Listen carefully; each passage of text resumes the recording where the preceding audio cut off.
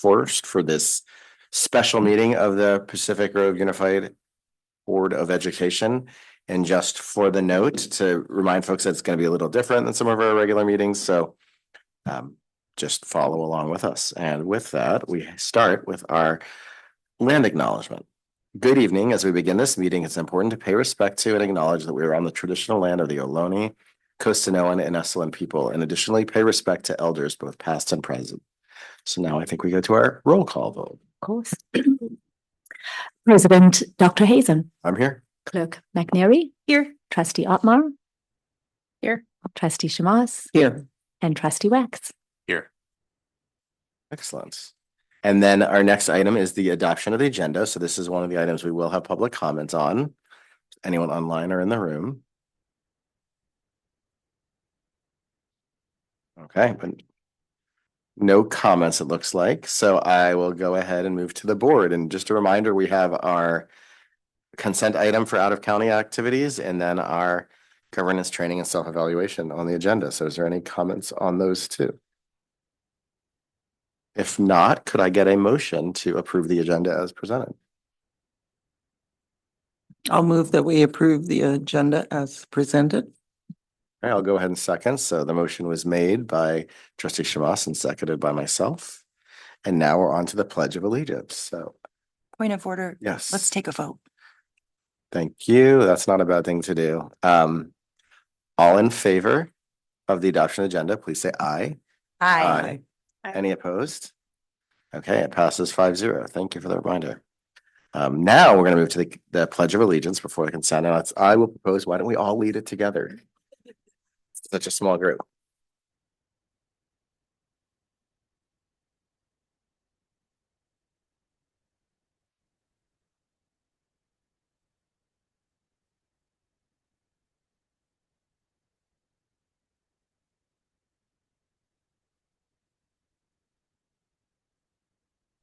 So now onto the consent items. We have one item A, out of county override activities for public comment. Is there anyone in the public, not here in person, but maybe online, that would like to comment? None. So we'll go to the board. This is again a routine item that we see pretty regularly. Seeing none, could I get a motion on the approval of consent? I'll move to approve consent as presented. Second. Okay, the motion was made by Clerk McNary and seconded by Trustee Wax. And all in favor, please say aye. Aye. Any opposed? If not, it passes 5-0. So we're now to the board governance training and self-evaluation session, which I will hand off to our superintendent, Dr. Adamson. Well, yes, absolutely. I'm excited to be able to introduce this and have the time set aside this evening for governance. At this time, I am going to suggest that we all take our items and move over to the floor. We will continue our training and we have an opening activity, which will begin shortly.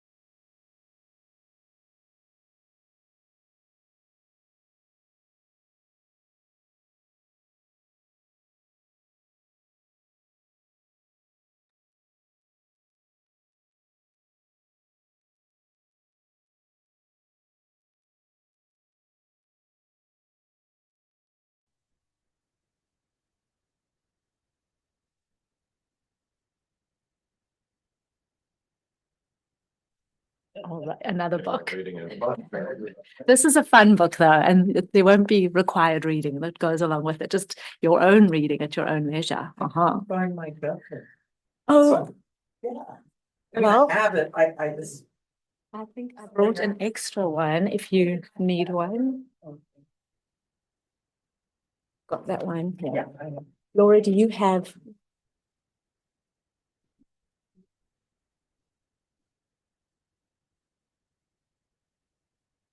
Just in case. So, yep.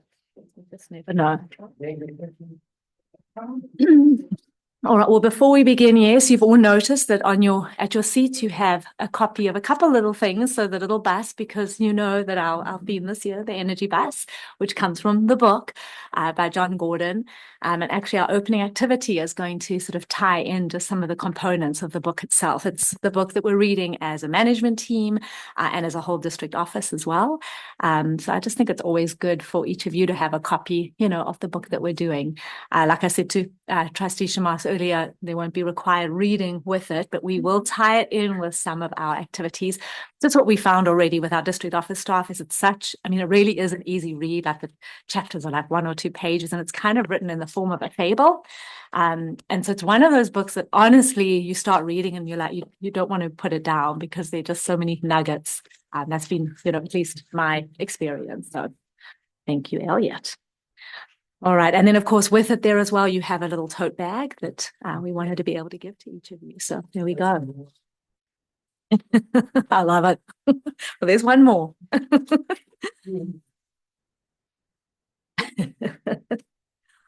All right, so just a quick review of the agenda for the evening. We're starting nice and early since we didn't have closed session, so it's 5:30. I was thinking just, a nice aim for an end time. I mean, if we need to go longer, we can, but I was thinking 8:30, if everyone's in agreement. If we get to that point, everyone's feeling we want to go longer. And then I guess it also just depends on, where we are in the agenda. But the hope is that I think given what we have on the agenda for tonight, we should be able to, meet that time frame. We're going to start with just a quick little team builder, a 10-minute activity. We're going to take a moment, our governance handbook. We're just so excited. At our last session, we were able to, get consent and have everyone sign that, which means we now we're really, acting with our agreed upon handbook, specifically and norms that are included in that. So I thought before we move into our book study portion, we'll go ahead and just take a moment to review the norms. And then at the end of the agenda, we have time set aside to kind of go back to revisit it to see, based on our reading tonight, if there are any additions that we want to make, to that for the year ahead. We'll be spending quite a bit of time on our the core governance book study, and obviously we all came prepared having read the introduction and chapters 7 and 8. So we're going to just take a little bit of time to, have some discussion. I've got some prompters and some, guided questions that'll help in that discussion. We'll then move into an activity related to the How Not to Be a Terrible Board Member. And, you were all asked to come tonight with maybe one story in that book that you would like to share out on that maybe identifies an area you think we could maybe work on a little bit more as a board. Then we will go into just another review of the handbook to see if there's anything based on our reading tonight that we want to review. Towards the end, we'll just take a moment to review some of the highlights for the CSBA conference. We'll talk a little bit about that. And then we'll end to identify some topics for our next session. So that is our agenda for the evening. Any questions or comments on that? Okay, we're going to move into our energy bus reflection. So I am going to ask you all to go ahead and crack open the book and sort of untie your lovely little ribbon there. And we're just going to focus very quickly on the introduction. And we're going to just take a moment to read. It's 2 pages long because the activity that we're going to do is really related to that. And the book itself, I gave a little bit of an introduction, an overview of it at our welcome back breakfast. And really that, speaks to, the thinking behind why, I chose this book for us as a leadership team and as a district office this year. It really talks about so much about how we approach the situations that we face on a daily basis. And I think there's a big piece of that, John Gordon talks about. You can, this applies to really any situation. You can apply it to your own personal life, you can apply it to your work life, to your friends, to your family situation. There's a big parenting component, that I think you can tie in. So it really is, it's something that really applies to all situations, and that's what makes it so great. But John Gordon really talks about a lot, he ties everything into any situation we're facing, no matter how challenging, what we can control in that situation is how we choose to respond.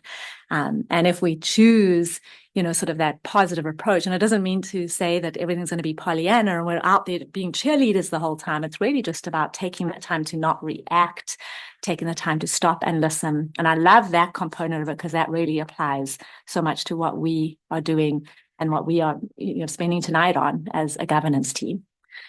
So I'm going to just give you all maybe 2 to 3 minutes to read the introduction, and I'm going to ask you all to just identify maybe one key standout sentence or phrase in that reading that really stands out to you. You can feel free to underline it in the book, do what you want to. After 3 minutes, I'll do a check-in, and you'll just all share out, what the standout was for you to begin with.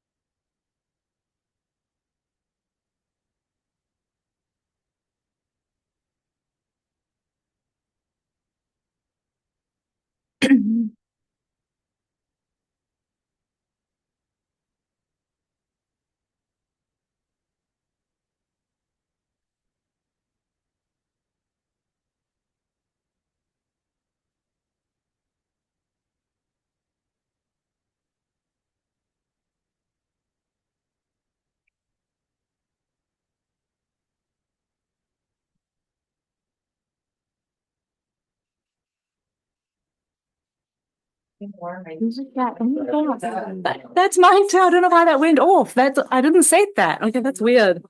Maybe it was on PM. It was from this morning. It's the wrong time. Yeah, I had it set to PM. Sorry about that.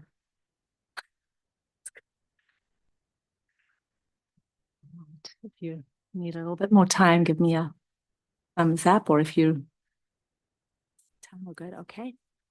All right. Who would like to share out first what the phrase was? Put it out to you. I'm happy to start. So the one I underlined, and there was a term, the energy vampire, is one that we've used a good bit recently because that's something that we all face, I would say. day to day. We were just talking about that today at my staff retreat about there's some people who they might have a simple job to do, but they just don't want to do it in a way that is helpful to you. They want to do it in a way that shows that they know it better than you, or, and I think that's the converse of that, is that you can't control how somebody treats you, like you said, but you can bring out the best in others and in yourself into how you respond. Well, that's awesome. It's a good one. And in fact, in the book, there are 10 rules, right? That, I mean, you can see it from the cover that, John Gordon provides. And one of those rules is no energy vampires allowed, right? So it's kind of that you've targeted that right there.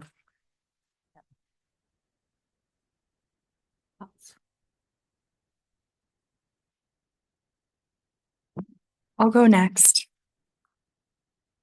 I feel like this is kind of a social experiment of how we probably might have been as students, but it's just my personal theory. At least it is for me. I wrote down, bringing out the best in others and yourself. Yep.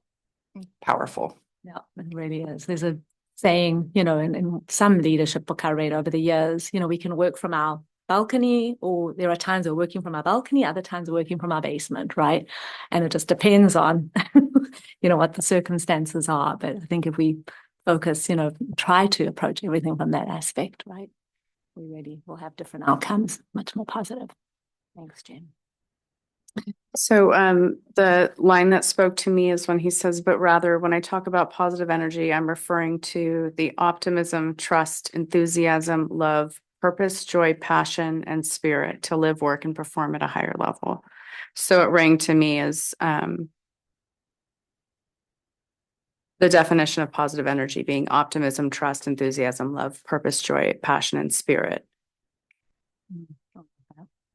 Funny, Laura, that was the same one that I underlined as well. Yeah, because I think it just captures everything, right? Mm-hmm. Yeah. Thank you for that. Mm-hmm.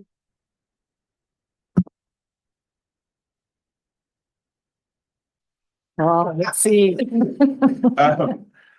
I will say that Energy by Vampire stuck out to me mostly because there's a show called What We Do in the Shadows.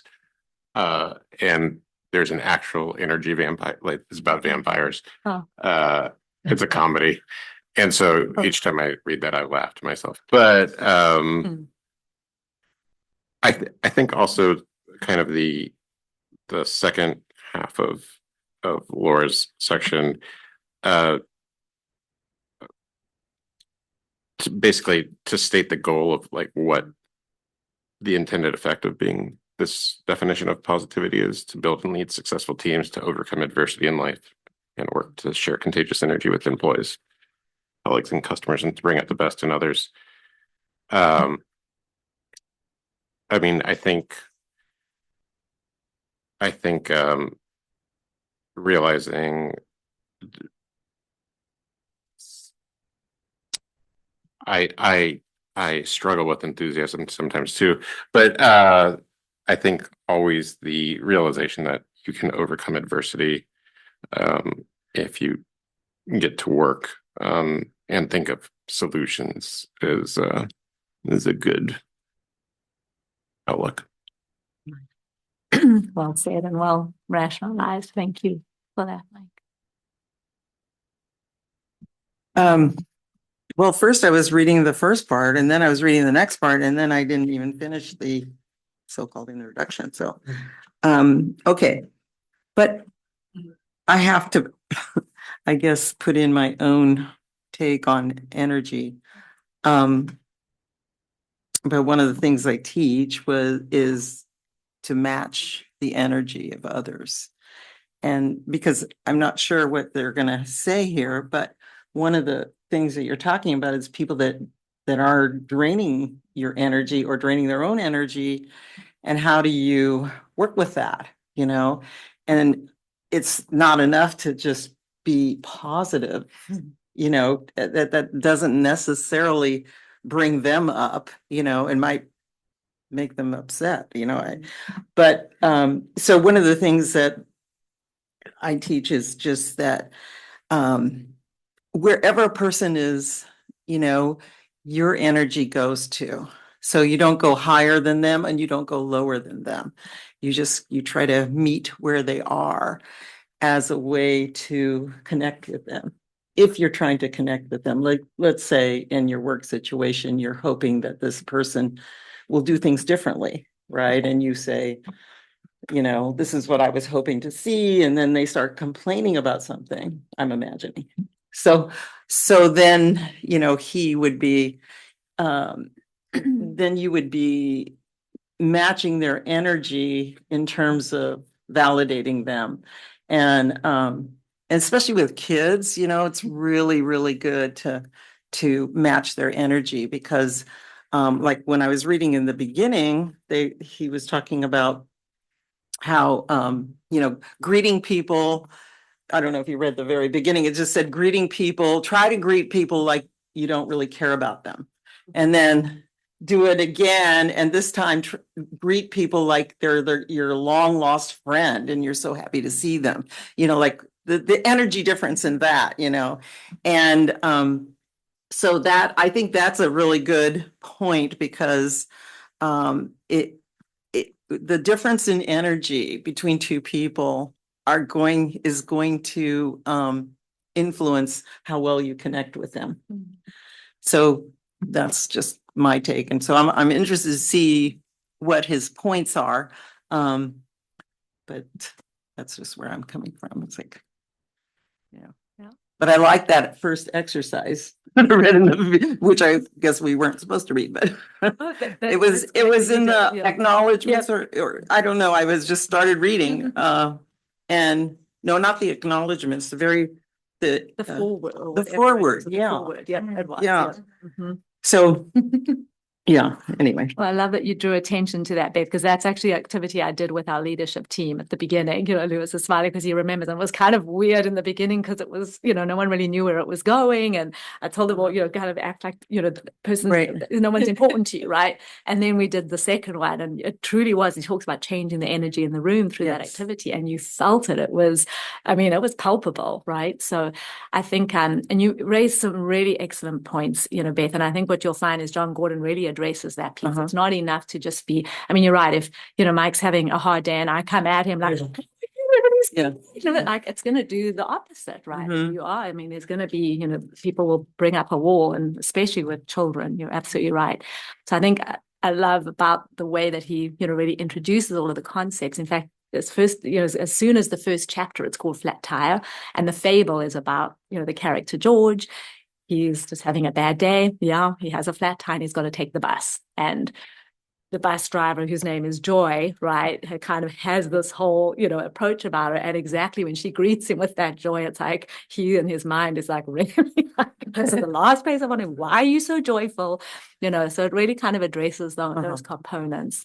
And I think even as he establishes the 10 rules, for how to live by, even when it says no energy vampires, it's not the lesson there is not, no bad energy or no vampires coming to, steal my positive energy. It's really more about sort of, I think, just building the awareness and acknowledging sometimes, right, the energy in the room. And then how can we, through being strategic and knowing, being aware and coming into it, really work with what's there to help change that energy in the room, right? But being intentional and focused and thoughtful about it as well, right? So you're absolutely spot on with that, Beth. So yeah, I really encourage you all to, take some time to, maybe read it through, and we'll bring components of it. We're doing activities at all of our leadership, meetings that really tie into, the lessons that are there. Dr. Hagquist and Chief Rogerman have already done. They started out our first meeting with some incredible things, and it's just been really well received, and everyone's really enjoying it. Some of our principals have decided to even now get the book and do it with their staff. So it's kind of got that effect, right? I love that too, because it's all about, wow, I picked the same one that Trustee Otmar picked. My second choice then would be, my hope is that you'll use this book to cultivate positive energy in your own life and career, and then share it with your colleagues, right? Because I think that's what the idea is, what it's meant to be. And I think John Gordon, who's pretty amazing as well, he's kind of a motivational, inspirational speaker. I've had the opportunity to actually see him speak, is pretty amazing. He's got that area of expertise and uses some of his own experience to share and teach. So knowing that, kind of thinking about what your phrase is, thinking about, the energy and everything we've talked about. What I'm going to ask each of you to do is to answer the question that is on this slide. You've each got a little index card. And thinking about that whole concept of, positive energy, bringing, the importance of our ability to be able to work together, thinking about your role as a trustee on our governance team, the work that we have ahead of us. I'm going to ask you to answer 2 questions. What kind of energy will you bring to our governance team this year? And what kind of energy do you hope we will create together? Give it some thought, give it some time. When you're ready, go ahead and jot it down.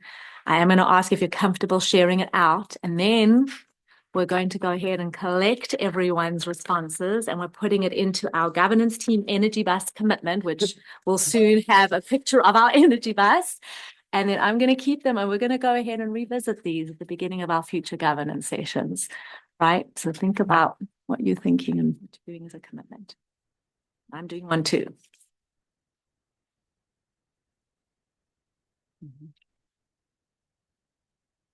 It's not multiple choice. I mean, it is.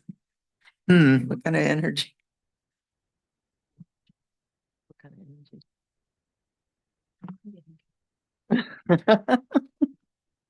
Confusement energy.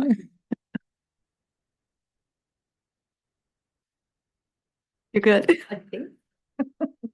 It felt like a straightforward. And obviously put your name on, at the top that we know. I'm opting for the creative thinking approach to choose your own energy. So all good answers.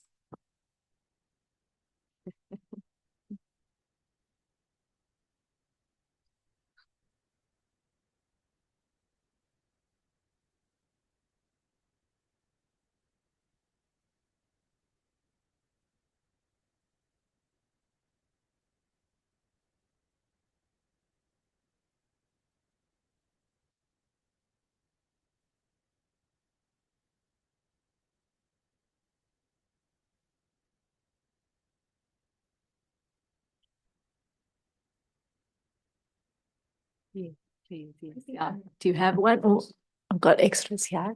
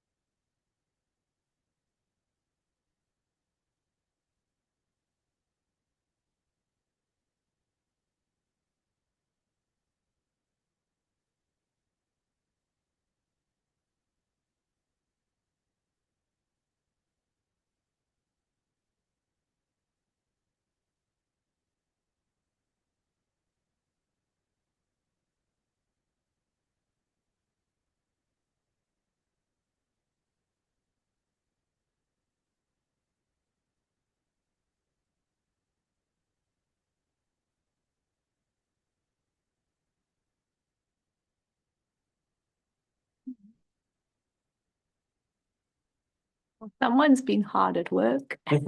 Oh.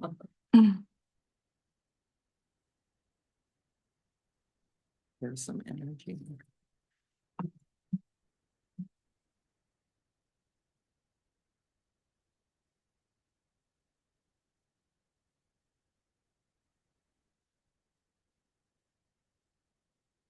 This is going to be a surprise for later, or so we're not going to read it now. We're just No, we're going to read it now. We're Oh. going to read it out. Yes. But then it'll be a surprise when we revisit them as the year goes on. First thing that comes to your mind. That's exactly what you get. Yeah. The filters. Mike, you're still writing. Yeah. All right, ready. Everyone. Well, if someone who's finished would like to go ahead and read theirs. Thank you.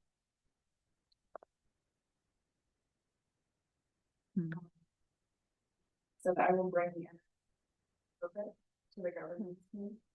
Of the energy that I will bring to the energy purpose. And as a board, I hope that we will, the energy that we will give out is performing at a higher level. Nice. Those are really two good ones. Thank you, Trustee Otmar. Beautiful. Yes, let's do it. Fun. Our commitment envelope. Laura. Here's so good. Oh, Thank you, that's all of us. oh, that looks really comfortable. Good. Oh, Mhm. thank you. When can you get up? Is that what happened? It's not my, like. So I can read mine next. I said in terms of the energy I will bring is energy of curiosity and consistency, thoughtful questions, try to take multiple perspectives, looking towards the future, showing up prepared, engaged, committed, and hopefully driving my own energy, but also making room for others to shine. And then in terms of what we hope we create, what I hope we create together is basically that same thing, the shared momentum, so that we're moving forward in an energizing way, a supportive way, and in many also a purposeful way. Right. Thank Maybe you. that too. Amazing. Fabulous. The last names, didn't we?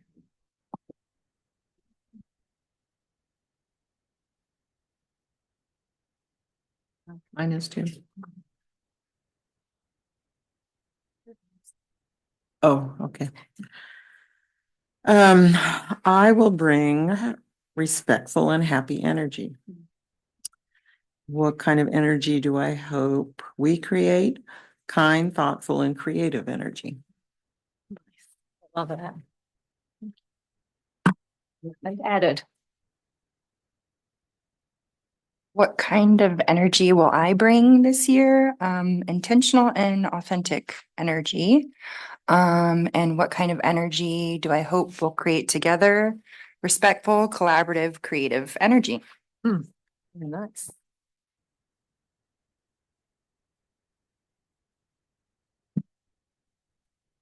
And lastly, I will bring the energy to think broadly and then specifically about ways to make a positive impact for our kids and community. Just hopefully, but we've all been trying to do. And then I hope we will create an environment that opens the aperture of possibilities about what our district can achieve. Okay. Thinking big. Thank you, Mike. Added to the envelope of commitments, and then I will add mine. I will commit to always assuming the best of intentions, and I approach every member of this team with this equal time, patience, and a genuine desire to work together to do what's best for our students. And then for what kind of energy do I hope we'll bring together and create together? I wrote just unity and joy. Right, that's important. Adding my commitment to our envelope. Here they are. Thank you all. And I genuinely believe that everything you've shared, that is exactly what you approach your work with. It's your core belief. And thank you for committing it to paper, because that's what makes it real. So thank you. Okay, we're going to go on to our next item on the agenda, and this is really to just review our norms. So I will, you all have a hard copy of the actual handbook in front of you. So if you wouldn't mind turning to page 6. And just to be clear, we're going to read over it now, but we'll have an opportunity at the end to discuss. Correct, potentially. Okay, exactly, yes. All we're doing right now is we're reading out our norms, because this is what we've all agreed to. And so I think it's really important that we, just review them before the meeting as another commitment to ourselves and each other as to, how we will approach our working and learning together tonight. And there are 6 norms, and there's 6 of us. So I thought how appropriate that we each go ahead and read one. And I will start with the first one, which is accountability. We take collective responsibility for the performance and success of our governance team. Each trustee contributes to maintaining trust, transparency, and the integrity of board operations while staying focused on what's best for students. Mike, would you like to read number 2 for us? To competence and judiciousness, We commit to acting as informed, thoughtful, and ethical stewards of public education. We honor our roles, avoid micromanagement, and collaborate constructively. Through professional development, preparation, and respectful conduct, we model effective leadership and focus on the district's long-term vision. Laura. Ethics and integrity. We uphold the highest standards of ethical conduct, fairness, and transparency. We adhere to the Brown Act and only discuss issues in adherence with the Brown Act. We do not engage in serial or multiple board member conversations outside of board meetings. We avoid conflicts of interest, honor confidentiality, and do not use our positions for personal gain. Trust is maintained through honesty, discretion, and a shared commitment to integrity in all interactions. Solidarity. We value our collective impact over individual interests. Personal disagreements are addressed privately and respectfully. We maintain a united front, engage in thoughtful deliberation, and avoid personal attacks, ensuring our decisions are grounded in student-centered governance. Thank you, Elliot. Number 5, how the board communicates. We prioritize open, honest, and respectful communication. Differences of opinion are welcomed and discussed civilly. Once decisions are made, we speak with one voice to foster public trust and avoid undermining the work or reputation of the board or superintendent. Faith. Number 6, support, respect, and consideration. We treat one another as equal partners in leadership, showing courtesy, empathy, and appreciation for each other's contributions. We avoid gossip or personal complaints, support the superintendent's role, and respect each other's time, motivations, and perspectives. Thank you. And what's so important about those 6 is it's really what was identified as this governance team as the most, the 6 most important norms. And the fact that we've all committed to that, I think it's important that we take the time at each of our governance sessions to revisit them and remind ourselves of our commitment to each other, but also to the work that we do. So thank you. All right, as promised, we will revisit this towards the end to see if there's any additional edits or updates. So for now, we can put that aside. And really what we're going to do next is move into our core governance book study. And just that reminder, we are focusing tonight on the introduction and in chapters 7 and 8. So to help guide the discussion, what I've done for each of those sections, I've just identified number 1, just a brief slide that gives an overview. And then for the introduction, chapter 7, 8, 2 slides each that give a very sort of generalized review of what, each was about.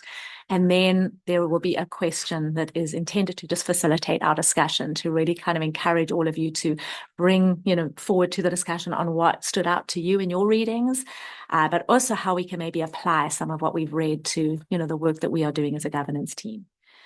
I pulled this out of my reading, but I think this really, I love it, for kind of identifying it as a starter for our work tonight. Effective governance isn't about control, it's about coherence, collaboration, and the courage to lead for every student. I feel like that could really almost just be sort of a plaque, right? And, part of our vision and mission as a governance team. Okay, and there it is, just, the introduction, chapter 7 and 8. 7 is focused on governance infrastructure, and chapter 8 on governance tools. And our goal really through our work tonight is to understand how these chapters can work together to strengthen our governance practice. I just put this slide together because I think it's kind of neat to just see it all in a snapshot of how it works together. I think, from my perspective, the introduction, it really works to set mindset. The authors talk a lot about the moral compass, right, in that particular section, clarifying purpose, and a lot of talk about warning against political drift. And I think that's the challenge, that really was sort of drawn out, in the introduction as well. Just, I think the challenges that boards face today, in the various political climates that we find ourselves. It's never been more important than now, for us to truly be able to try to avoid, right, those sort of culture wars, right, which is, talked about. And it also happens to be the title of the CSBA conference this year as well, right? So I think that's what makes it so challenging, right, that constant pull. Chapter 7 really, focuses on building the structure or really the infrastructure for action. And ultimately, what is highlighted in that chapter that sustains, optimal and effective governance. And then chapter 8, it's the day-to-day tools for consistency. And really, I think, that bottom, sentence that together, these 3 sections, it's intended to offer a well-branded yet flexible model. I think that's what the authors have tried to really do in the book, and really help us as a governance team to, equip ourselves with the right tools, right? So that's really what, we'll focus on when we do each one. The 3 questions that we'll be asking, as we finish, the discussion on each section. What are our current strengths in governance infrastructure? Which tools might enhance our board's effectiveness? And how can we ensure governance stays mission aligned? And what I've done is I've kind of highlighted one of those questions to go with each of the 3 sections that we've read tonight, because I think that'll help us just stay focused on the work and the discussion. So just a summary of the introduction. And again, this is what I've pulled out to help our discussion and just help, depending on how long ago that you read it. I think the key themes that really stood out to me: growing challenges. We're faced with a lot of polarization. Equity continues, to be, I think, an area of challenge, and then safety. And I honestly could say that I think, us as a district, we, are really faced with those same 3 challenges on an ongoing basis. And really, obviously it's kind of the same challenge that boards across, the state, face as well. That reminder that we are stewards of system improvement. There's really a strong focus on distinguishing between governance and politics. And then really the introduction, the way that it's being structured, the authors talk about, the 3 pillars of a governance mindset, governance culture, and governance infrastructure. And really with that core intent that if we, are really following and focused on, what the recommendations are within the book, that we truly can consider ourselves to be practicing, as an effective governance team. So the 3 takeaways from the introduction: governance must focus on student outcomes over ideology. Effective governance equals clarity of purpose and unity of action. And that we should avoid political partisanship, right? Stay mission driven. And that really leads to the first question: how can we ensure governance stays mission aligned? So I really just want to open it up, I think, for your, input, your feedback, to open with discussion, I think, with that focus in mind, based on the introduction is really what we're, thinking about first. And I think obviously trying to relate it to the work that we do, thinking about the last few months that we've been working together. Comments and questions? I can say one because it's something that I personally struggle with a bit. Sorry if I'm going. I apologize. You remember you have to hit me when I apologize too much, right? Yeah. Well, it's right. No apology.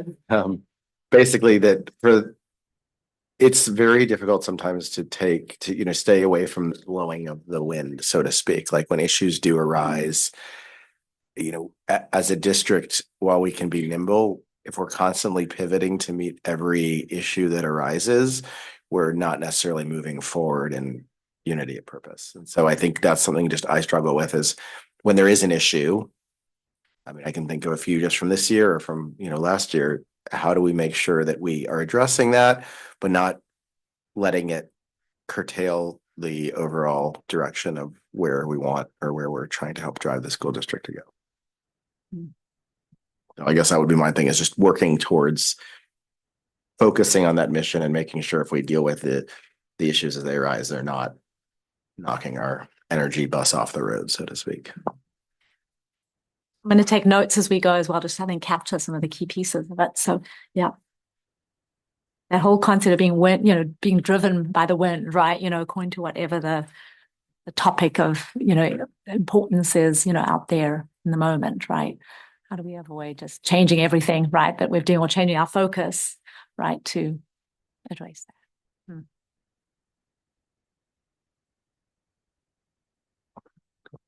that? For me, when I think of the words mission aligned governance, I think of a governance team that is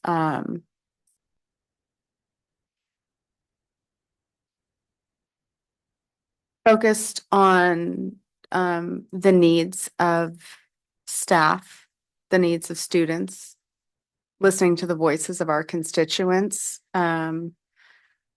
think a way that we can get misguided is allowing our opinions to guide us, our individual opinions to guide us, which is the opposite of being a representative of your constituents, the people that actually voted you into office.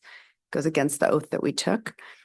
So I could see how that would get us out of alignment to our mission, because I believe that our mission is first to represent the students and staff and community as a whole, and leave our personal opinions at the door. Okay, that's really good. So far, what we're hearing is not to be driven, let the wind drive us, and make sure we're not letting personal, Beliefs and beliefs, opinions right, sway with our decision the way making. that this district is governed. Thank you. Yeah.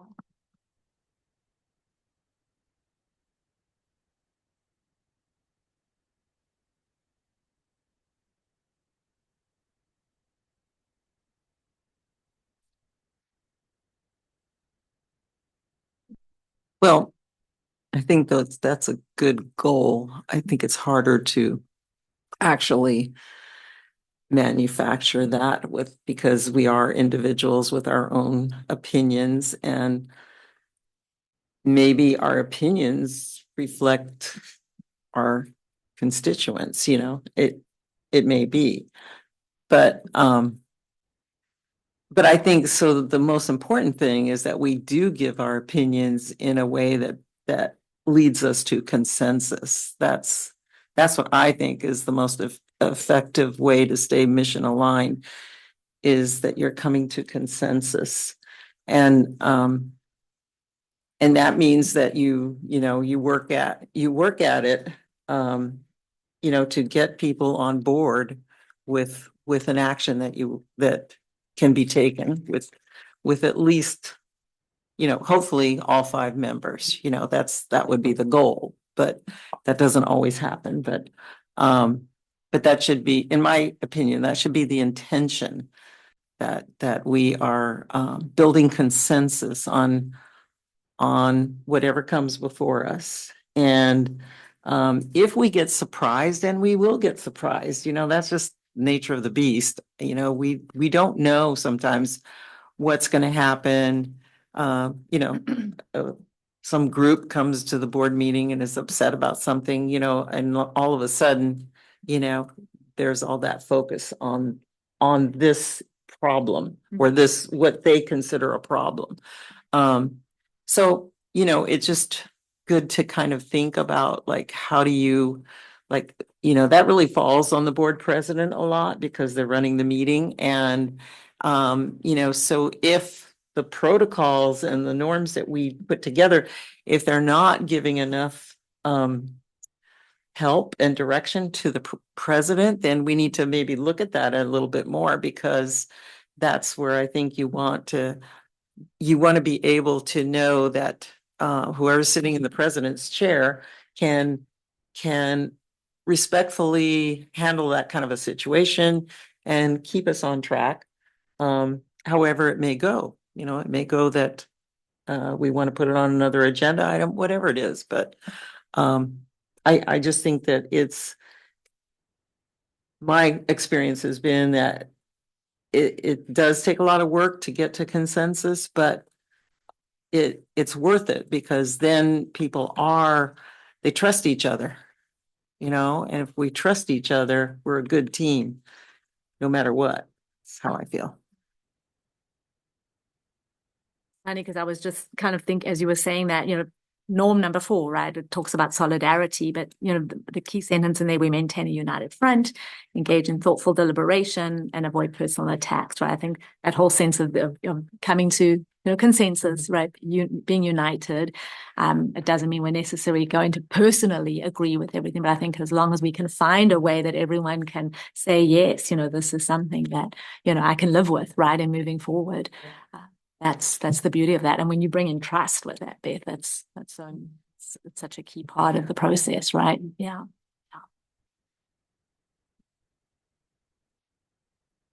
Jennifer and Mike, anything to add to that?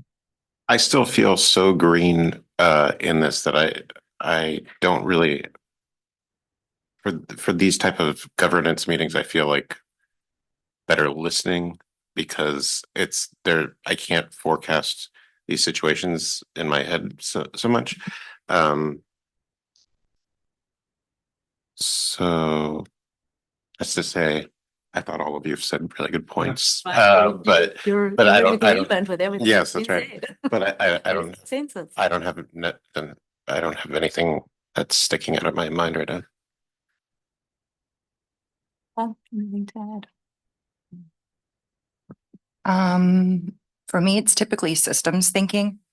And creating systems that will exist, regardless of maybe the people who sit in the roles at any given time. And also with regard to systems and staying mission aligned, if we can figure out how to adjust policy or how to create systems that will benefit one student, typically that's going to have a ripple effect and benefit more. So, and if a system isn't working for us as a board, it feels like a place where we have the ability to make change for the better. So that's where my mind goes, is to just systems thinking. And I do think on some level, when we can all operate from the same systems, it helps in a way for us to at least be on the same page about what we're discussing and, you know, my sports analogies, what the playbook is. And even if we have differences of opinions, we can know we're still working from the same set of norms, or we're working from the same policy, and how is it working for us? So it feels like it's the ability to make things better and stay focused on moving forward too.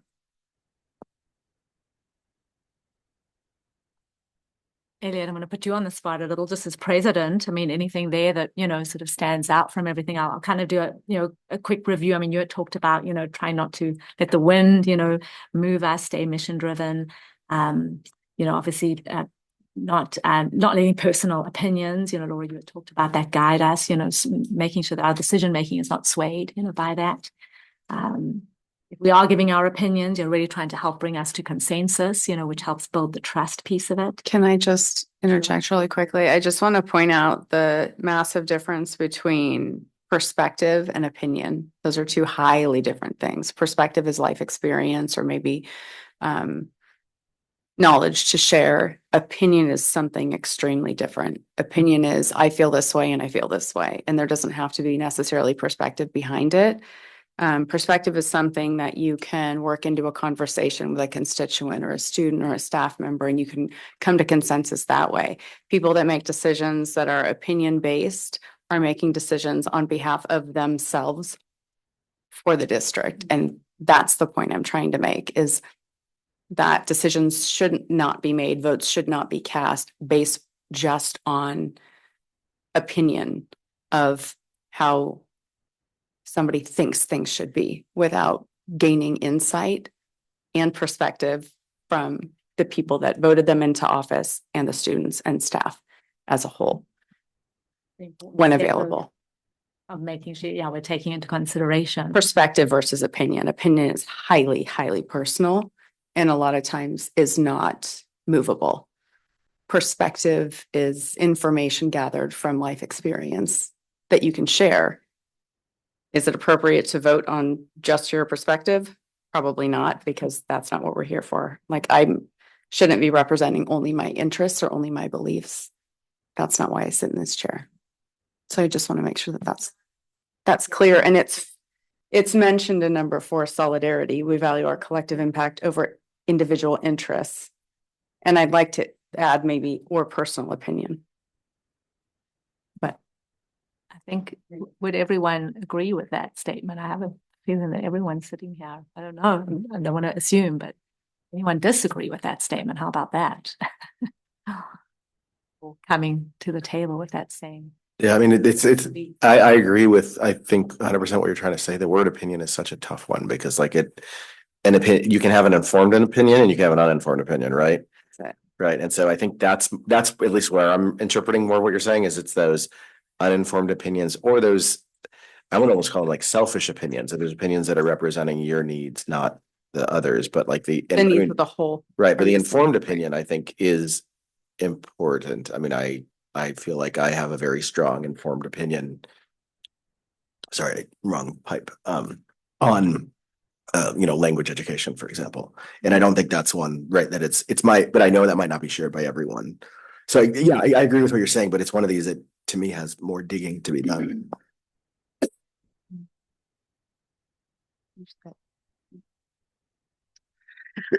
Yeah, I mean, that's okay.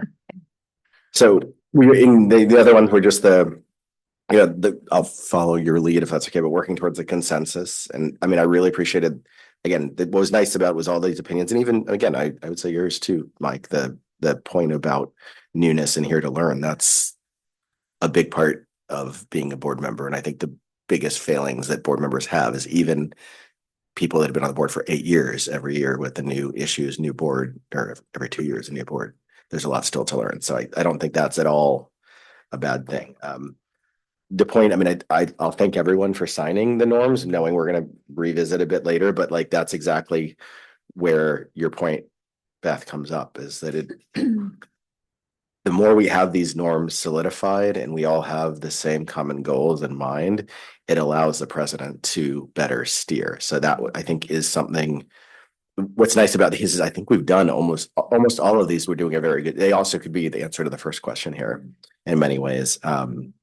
But it is, that is an important part of it. And again, that's the same thing. Like we're talking about a playbook, like this is our playbook. And then we have the LCAP as our district's playbook. Then we have our SIPSAs as our site's playbook. And then, so this is something, and I just think over, again, it was going to be about which tools might enhance our board's effectiveness to jump. But I mean, just thinking about what we've done in our year, but even in our 3 years for the 3 that were on the board previously, we've added so much on that systems wise. And again, a lot of this has been thanks to you, Dr. Adamson, with, future agenda. There's some of these are little things, but they help concentrate our efforts so that we're not like, I remember back when I first joined, like we would have the end of the agenda would have like 15 future agenda items sometimes, or it would feel that way. And it's like, how do we get, we still have to approve the budget. How do we do that and deal with these? So we've gotten that more into the systems and the priorities that I think helps us move forward. But going back to Laura's point on the opinions, I think that's where not we as a board, but in other board members get into trouble, because you can get stuck on something that is really important to you that is not necessarily the most important thing the district is facing. And so that's something that I definitely will struggle with. Like, if we're facing real big budget shortfalls and language education is right on that line, like that, those are the decisions where you have to really zoom out and say, am I trying to hang on to this because I feel like it's really important, or am I hanging on to this because it's what's right for the district? It's You're right. interesting. Do you mind? No, please. This is like Bob Barker. Okay. Yeah, thanks. The price is wrong. Yeah. I forgot where I was going when I turned into Bob Barker. I was gonna say, it's interesting because what you were just talking about, it's almost a fine line of, and it's not, but it could almost be seen as like conflict of interest, right? When you're so passionate about something, or you have such a strong love of something, or a need to see something succeed. And I'm not saying it's a conflict of interest, but it can almost emotionally feel like there's a emotional conflict of interest, So I could see how it would be difficult, but it's also part of I just did this exercise with a group and we talked about cloaks that we wear. And you can take them off and you can put them on in all different phases of your life. And when we enter this boardroom, this is a cloak that we put on. We almost have to leave the rest of that S with 3 blanks out there, because we're here for the good of the district, and in having an opinion and holding on to those opinions tightly when making decisions. We can really do a disservice to the entire district, because we're just one person, but this is a ripple effect that continues and continues and continues. And by the time it gets possibly reined back in, it's affected so many students, staff members, community members. So that's where I'm coming from with this, is just realizing that we walk in here with one certain cloak on and we can drop it at the door if we need to, but like decision making is, should be done with the community in mind, that all of the students in mind, staff in mind, not in a isolated bubble.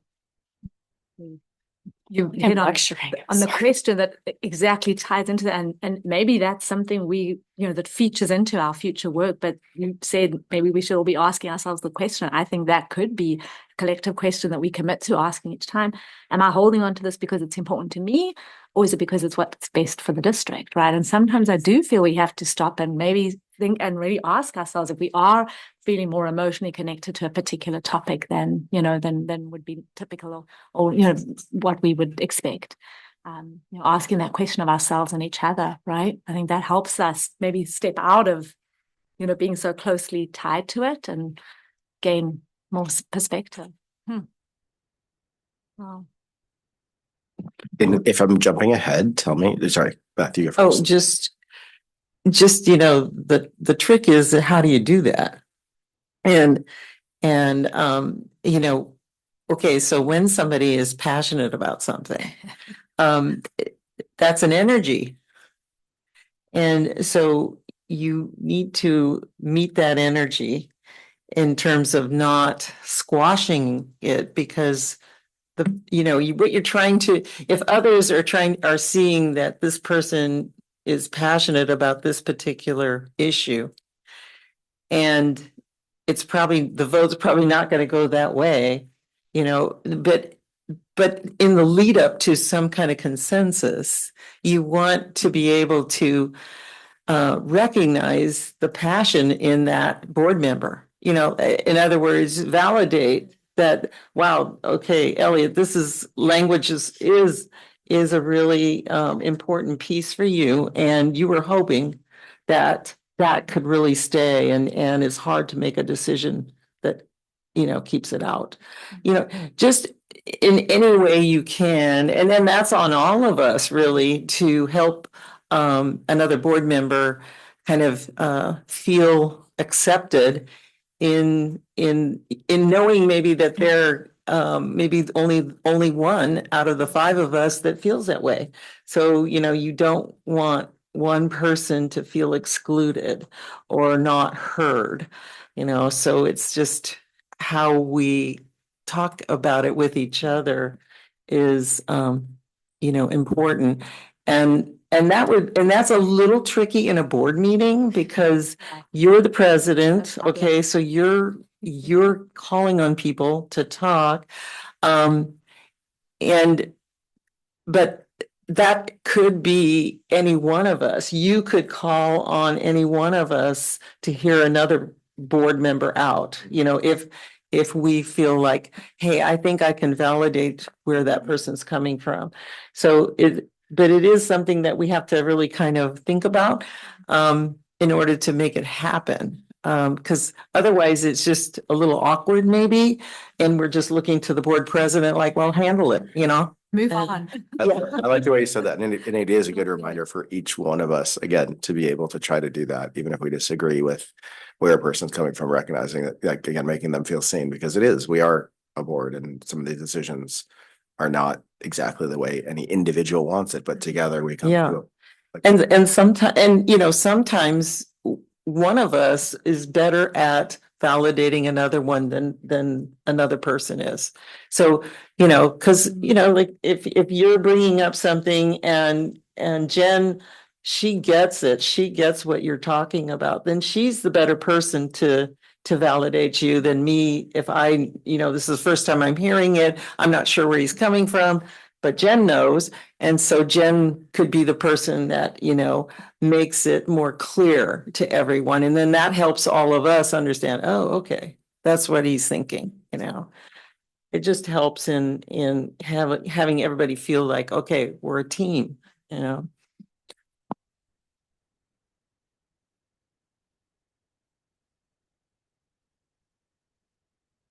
highlighted there as well. It takes the onus is on all of us, right, to really kind of work together. And I love what you identified as. You're right. I mean, the onus falls on the president in many ways. That's what makes it awkward. It's so public. It's, when something comes up, it's a surprise, right? That, you're all kind of thinking about, okay, how are we going to handle this? How do we respond? You're worried about what you're going to say. And there's the president, right, responsible having to either call a vote or move us along. But I think it comes back to a little thing, the more we're working together, the trust we're building, I think a piece to that for the president knowing that, everyone's there when there is a moment to maybe call on another member who may be able to, help in that situation, right? Yeah, that's powerful. And I think that is a part of how we work together, right? I mean, that's getting to know each other more and being able to identify one another when someone is sort of, triggered about, a particular topic, because we're all human. I think that's the component of this, right? We are all going to come at it, from a different angle, depending on, what the day is. You're all coming in here on any given night, having faced whatever you faced in your day, right? And so I think for us to say, well, you should just leave that at the door. Of course, that's the hope, right? But, we're also, there's the human part of that, right? That it's not always, as much as you're going to try, it is going to impact somehow into that evening, right? And that's where, team comes into play at that point. We're all there to help lift each other up when it's necessary.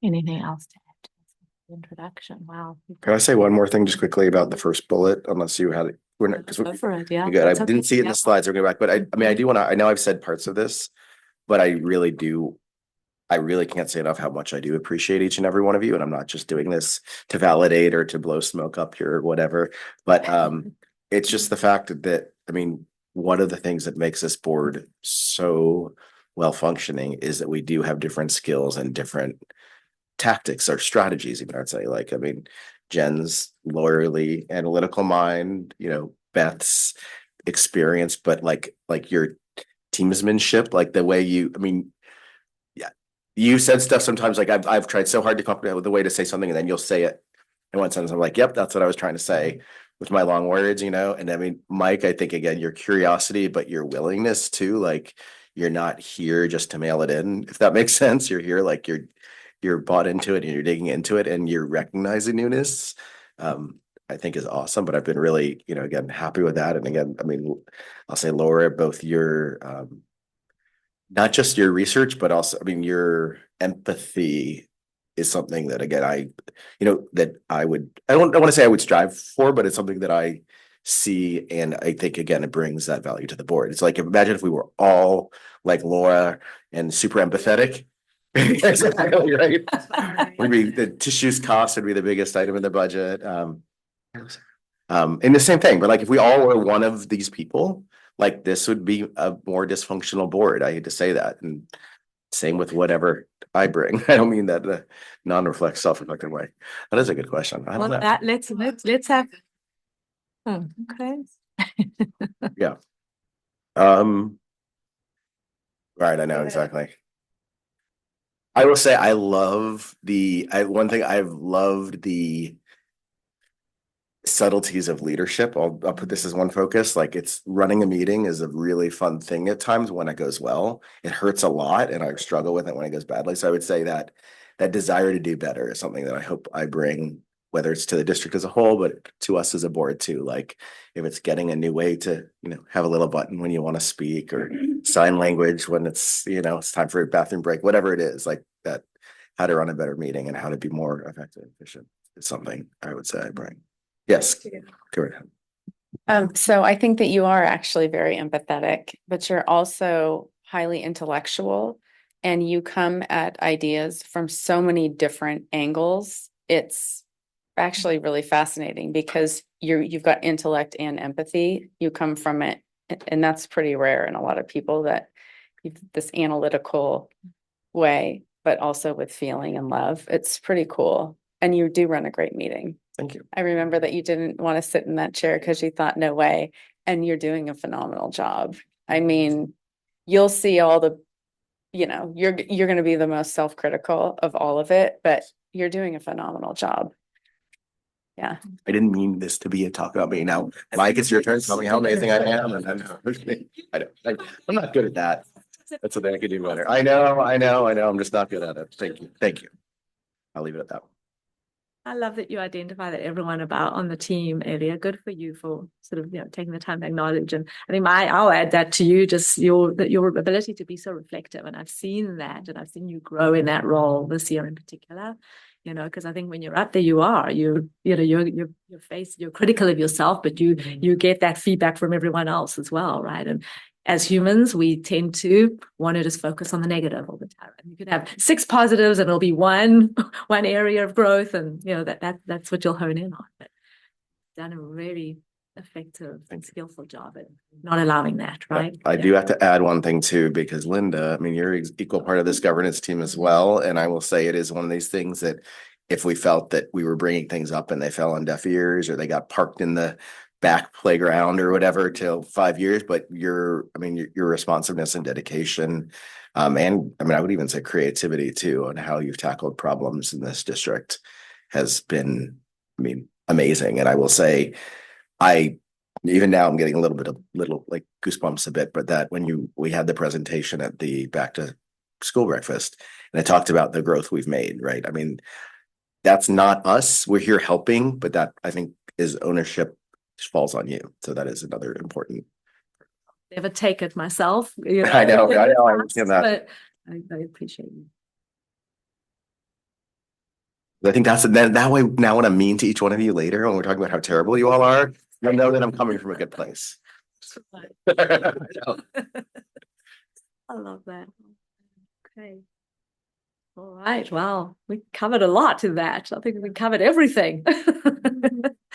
All right. Well, if we're ready to move on then I've captured, I think, everything that's in here, and I kind of have some, key, like kind of exciting things I think I'm going to do with this too for our future. So it'll definitely feature and, that we can summarize and tie it in. Okay, so I think if we move on to the next, which, will be one of those discussion areas, chapter 7 talks about the infrastructure, right? Governance infrastructure. And really that's one of the pillars, that really is, identified at the beginning of the book. And it's the first of 2 chapters in pillar 3. It really highlights the necessity of structural engine room, right? Or some of the terminology that's used for governance, which is like clear roles, protocols, and supportive systems. What's kind of neat here is you've all really identified that, in our discussion earlier, right? And I've captured that in the notes beautifully. So key components include strategic direction, policy approval, stewardship, oversight and accountability, and then community leadership. And really, I think, that's such a nice summary, I think, of just the roles that each of you as board members, really carry, right? That truly defines, what the work we do together as a group. Summarizing, I think chapter 7 emphasizes strong governance. Infrastructure is not mere bureaucracy. It's the essential framework that enables boards to function strategically and coherently. We've all talked a lot about, systems, right? Just having norms, I think, play into that. And really, chapter 7 is also where, the norms are identified and talk a lot about the importance, of a governance team identifying what those norms are, something that you can all agree to. So I think the 3 key takeaways there for chapter 7 for me was aligning board actions with vision and values, clarifying roles and responsibilities, and ensuring transparency and equity in decision making. And, I think at its most simple and basic format, that's the handbook, right? Really identifying that where you've got something in writing that everyone agrees to, that, you're something that you can reference and point to, right? When, you're making decisions and you're coming together to do the work. I think the question here for chapter 7 would be, what are our current strengths in governance infrastructure? That's what we're looking at now. And anyone who wants to weigh in on this one? Oh.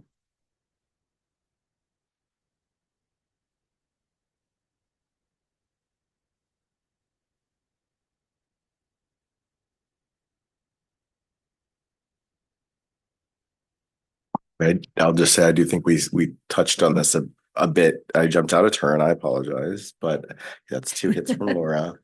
But I I do think it's also just the focus that, we are adhering to our norms, by and large. I think we all make mistakes, but we're doing the things we promise to do, and we're, not meeting with staff outside of board meetings, telling them what to do. We're not, and I think, so I would say, and that's maybe not the infrastructure, but it's the buy-in of the board to the norms and our collective roles in the district. Something that, again, I find we're very strong in.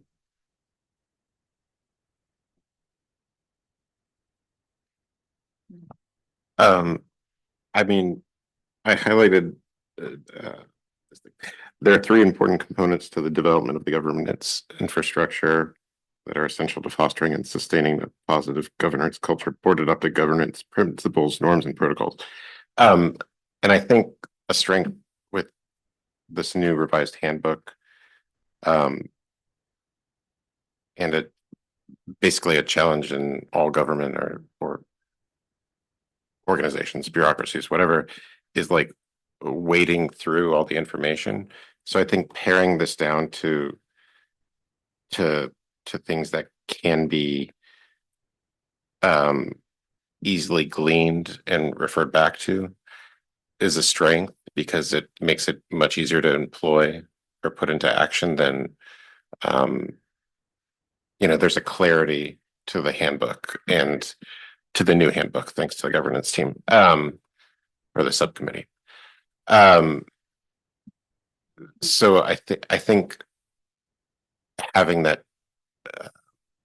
well-designed transparency, I guess, is the strength of our infrastructure.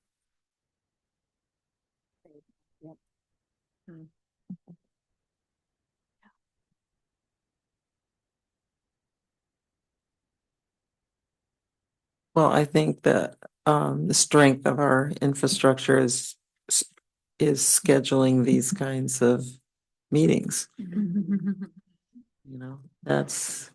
You can't do it unless you get together and talk about it, because you just can't do it at a board meeting, a regular board meeting, and try to figure it out, so having the will to schedule these meetings and attend is one of our strengths.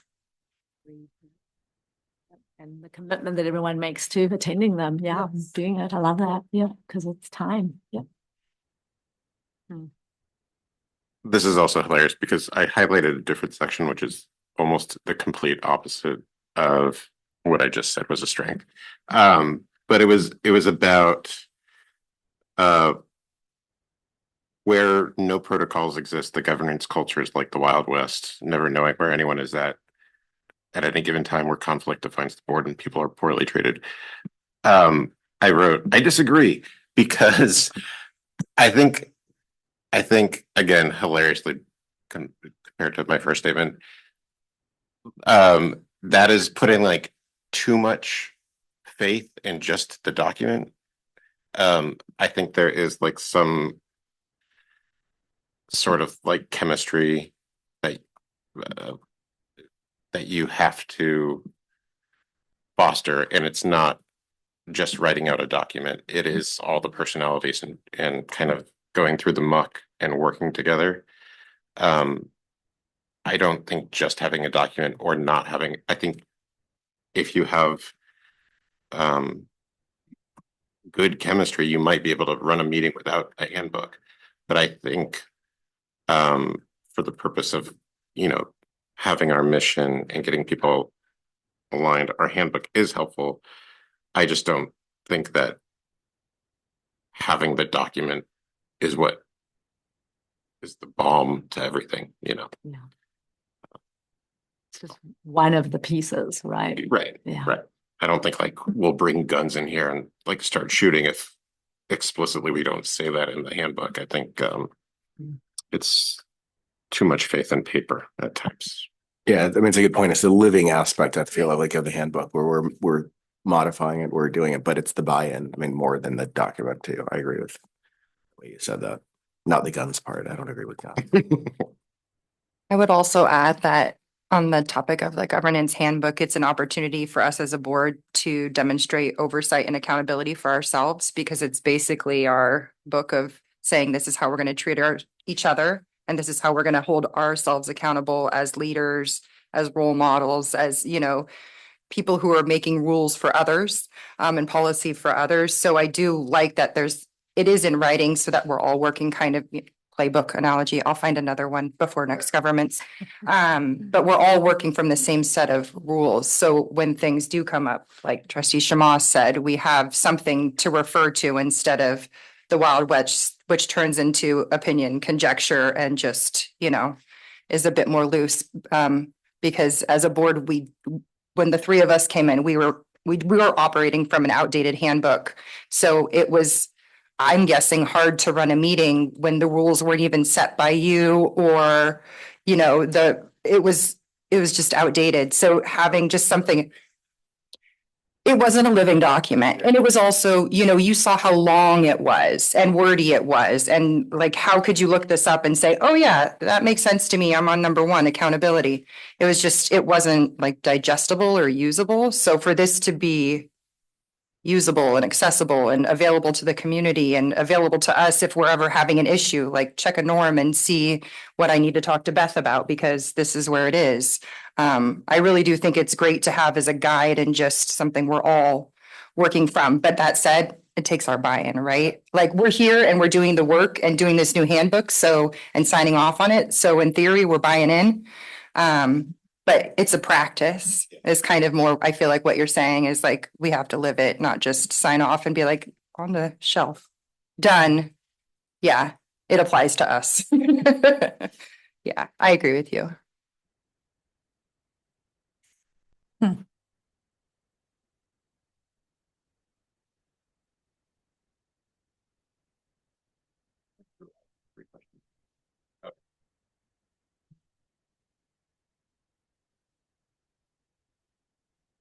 Anything else to add to chapter 7 then, infrastructure? Okay. All right, let's go ahead and move on to chapter 8, which will be the third question. Yes, Mike. All right, so chapter 8 really talks about governance tools, right? It's really, this is about, the chapter 7 was the infrastructure. This is the mechanisms, right, that help put that infrastructure into action. With a focus on tools that, just foster consistency, learning, and adaptability.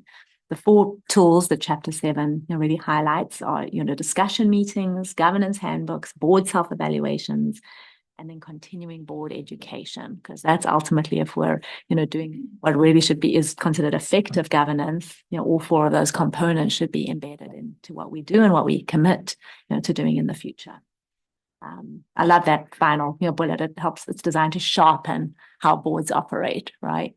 And keep us, just really, I think, reflecting on, what our practices are and keeping us accountable. Norm number 1, right, to ourselves, but to each other, and more importantly, to the students that we serve. Making them more disciplined, reflective, and prepared. I love those three words. And I think just the tools in action, the highlights here should promote continuous improvement, foster collaboration and trust, and then support focused strategic governance is ultimately our goal when we're talking about the tools. I don't know, we're thinking of that and your readings and reflections on chapter 8. Which tools do you think would enhance our board's effectiveness? Are there, some that you think, we obviously already, do well, but some that maybe we've missed a little and we maybe need to focus on more in our continued work?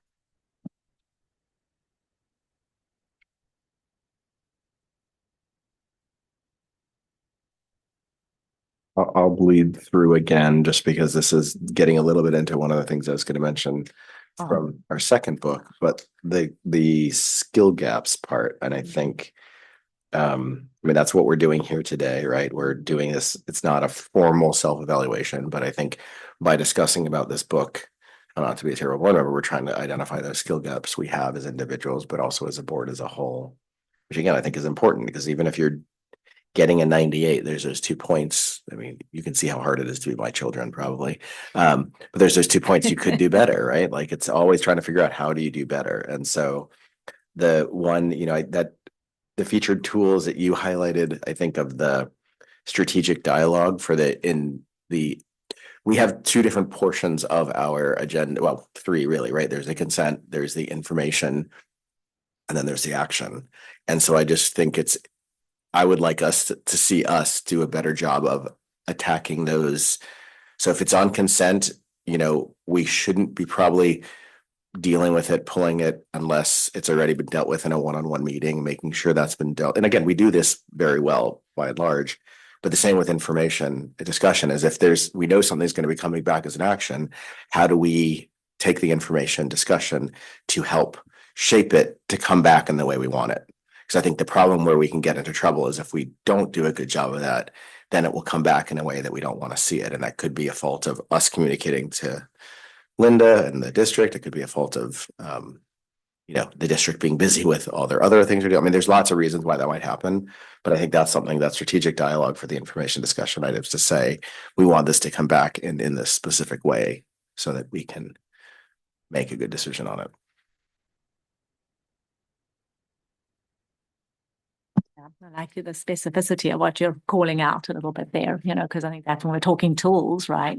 That's identifying, and you're talking specifically now about our meetings and how we can maybe, just streamline and, become even more effective. Help decisions. Yeah. I do think I don't really know how to implement it, but I do think like the reporting on our actions taken can also be uh more transparent through better design or something. Like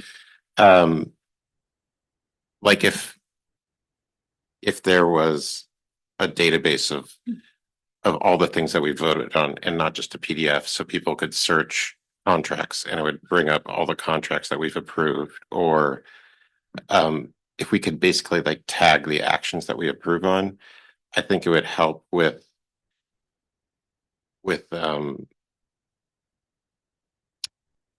finding what we've done and kind of, I said this. I think there are packets that we referred people to when they're looking up information, or the LCAP. These are hundreds of pages and everything. And I think there's a way to design information on what we've taken or where we're going that could be a little bit better. And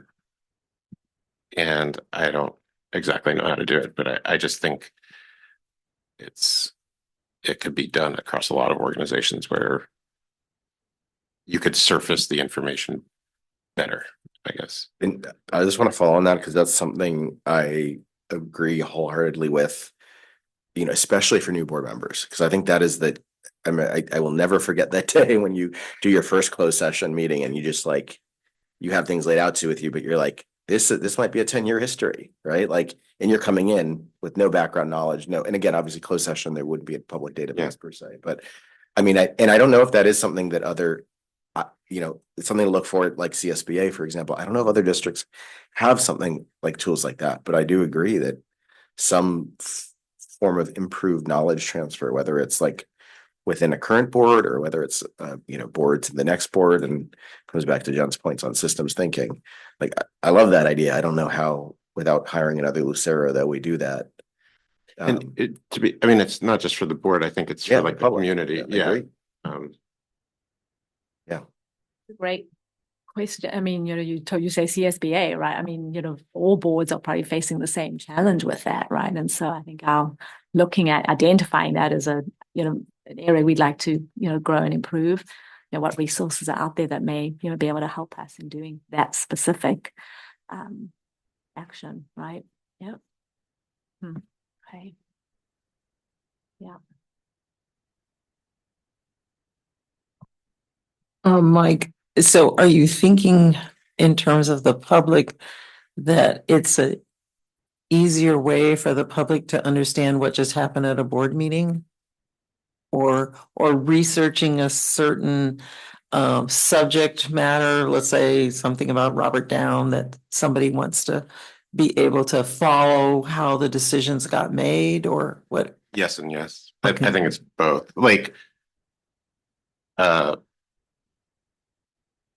We post the packets now, but basically in my first draft version of this, it would be each thing that we voted on would be it's on separate PDF. So if you search, again, contracts, it would contracts from 2024 to 2025. It would bring up all the contracts that we voted on and approved. It would just break out the packet in a way, and instead of just wading through the hundreds of pages if you're trying to find where we voted on something when. So, you know, there'd be contracts, negotiations, a whole assortment of tags to kind of break down the metadata. Yeah, because right now you'd have to have a specific date in order Yeah, to know exactly. even what agenda to look at. So it makes a lot of sense. Yeah. You know, because you could be waiting through, like, if you didn't know what month, like quite when that happened. I mean, And it would, you'd be in a I sea mean, of- for like this PDF breakdown, it wouldn't be that hard because we do have an agenda. Director Algazi is raising his hand. I think he's got some I think- input I on think this. it's a good idea to put it in some kind of AI enabled database. Yeah. It'd be wonderful. But the thing I'm seeing is, as you mentioned, Elliot, a new board member doesn't even know what to look for.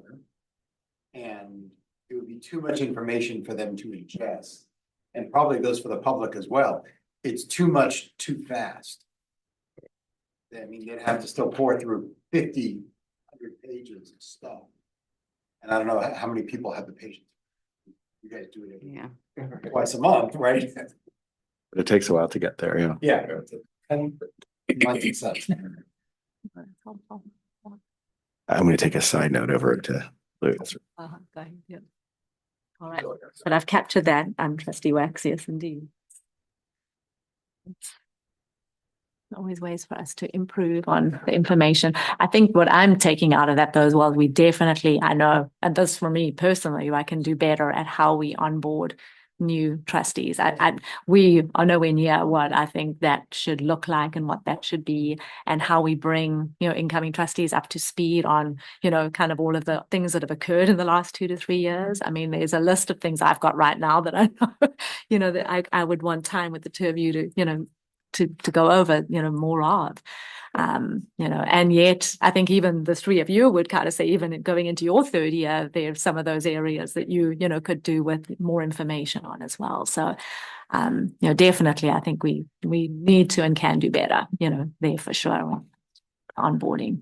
Right, I have to admit, I did a no. I used the internet during our meeting, What?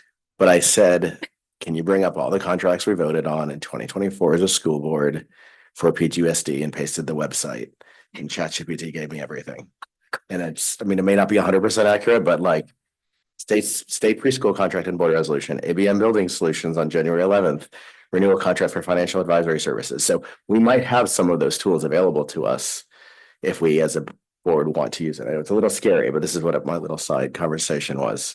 So I'm happy to pass yeah, some of the stuff The around. most important part of that entire thing is you did not apologize for being on the internet. I just thought I made a mistake. Yeah. That's fine. You didn't know If I could that. reach farther, it would have It actually been. makes. He didn't apologize. Yeah, a summary table, which I will make sure I'll pass this along to Linda to maybe have it available to us all to look at so that it's not. It's like hundreds. Every board meeting, it tells us what we voted on, like, and so I could say like, how many times do we vote on contracts, or, you know, what.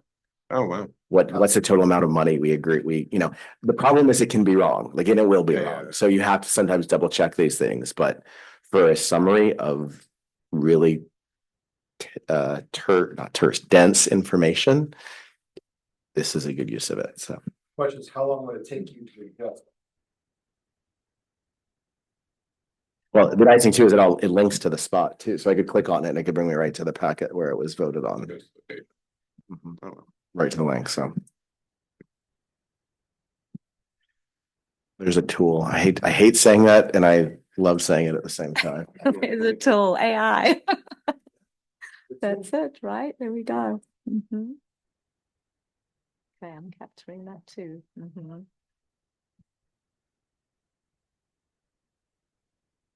Right, anything else to add to that discussion? I think I just go back to Yeah, I think a little bit of everything came out in there, just the discussion, meetings, specific components of how we, carry out our meetings. And I'm going to call myself out tonight for sure in my, president reports, and really just kind of identify maybe a shorter amount of time and a time limit, on that we can, president, superintendent report, to really can switch. kind of help us. If you want for one day, you can be president for a day. I'll be superintendent for a day. Let's do it. Should we try it one day before December? Okay. It's really fun. Uh-huh. I'm up for the challenge. Um, uh-huh. The board self-evaluations, I know we don't do a formal self-evaluation. I think that's kind of, be a little part of what we can talk about tonight. But, I know that you highlighted earlier just the fact that our ability to really talk about and reflect on and use this time, in a sense, we're doing, an informal evaluation of ourselves. So that's really cool. And then continuing board education. And I think that's, there's a component of that. Well, obviously, this is, board education. Our, attending conferences like CSBA, which we'll talk about a little bit, later. But I think there too, our facilitation as a team. But one of the items I'm going to ask us when we talk about identifying, future topics and future agenda items, well, we've had facilitators come in, kind of what we would like for that to look for as well, and, ongoing meetings too. So. Could I just say one thing on that? I mean, I do like the idea of us at the time when we're doing employee evaluations as a district. It would be good for us, I think, to do a formal board evaluation, whatever that might look like. Would we all agree on that? It is in our policy. It is, I know, and it's not. We should do it. I agree. I mean, the sticking point was what tool do we use?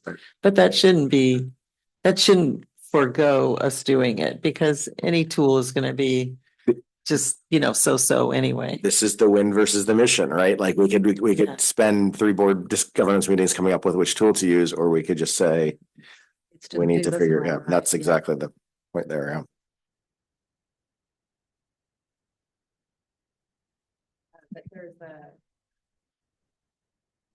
Oh, thank you. Yeah. Oh, thanks.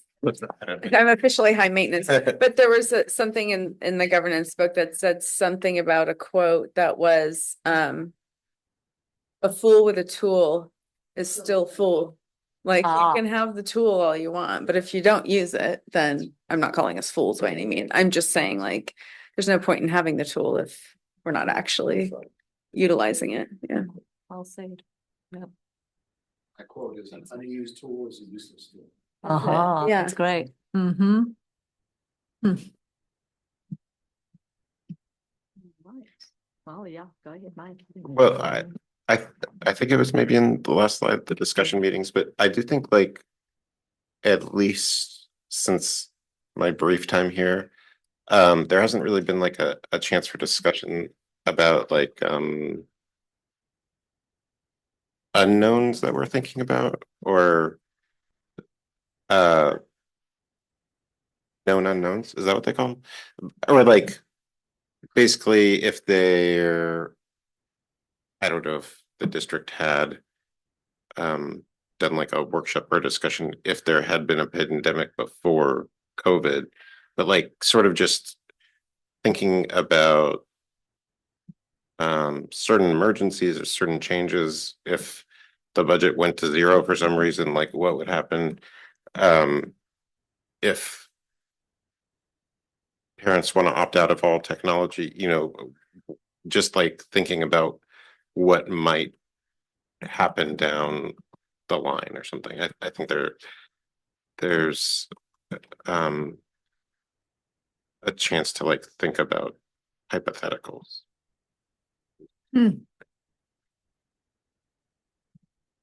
Yeah, it's going down a whole Well, pathway with that one, but yeah. Mhm. But you're just thinking Special along the lines of meeting. being prepared. Yeah. Special meeting, right? You know. Well, Yeah. yeah. Mm-hmm.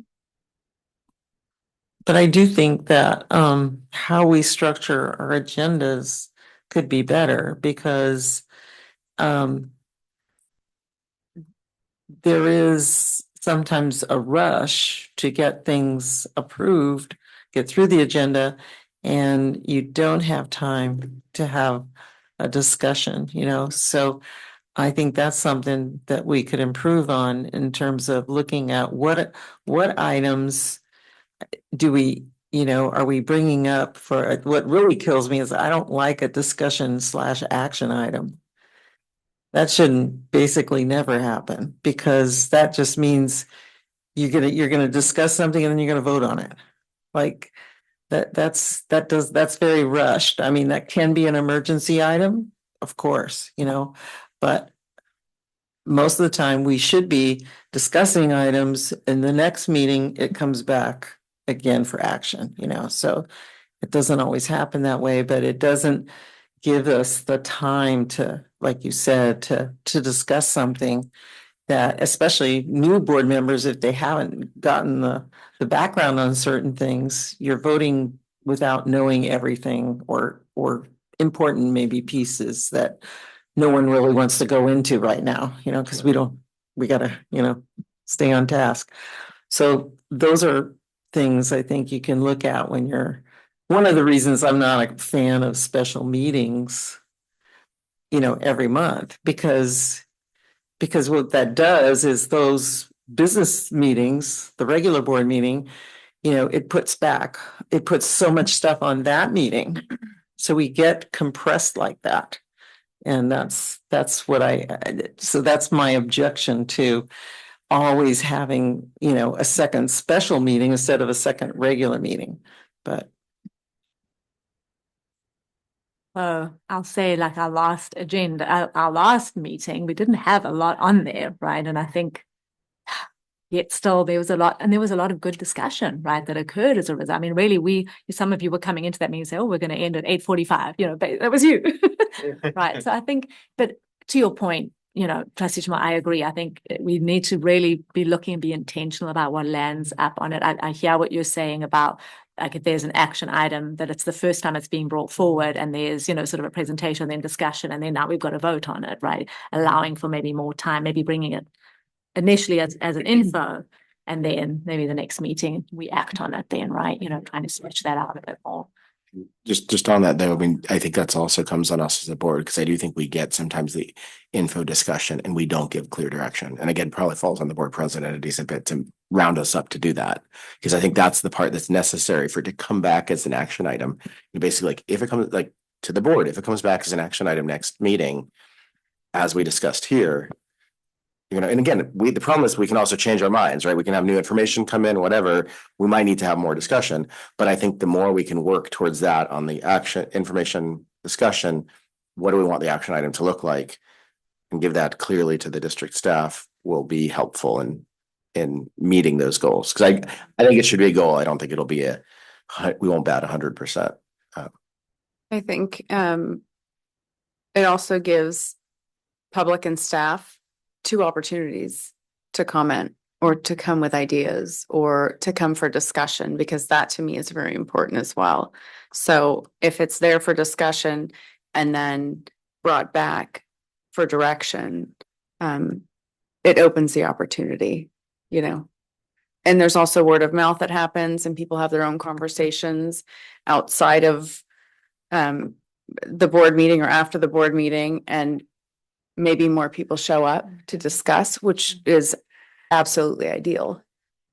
So I'm a big fan of that. I think it just, and then at that second meeting, well, maybe it goes faster, maybe it doesn't, depending on what public comment looks like, or, I will say, I mean, that was one of the things 3 years ago. We had a lot of information discussion that we brought back as information discussion again.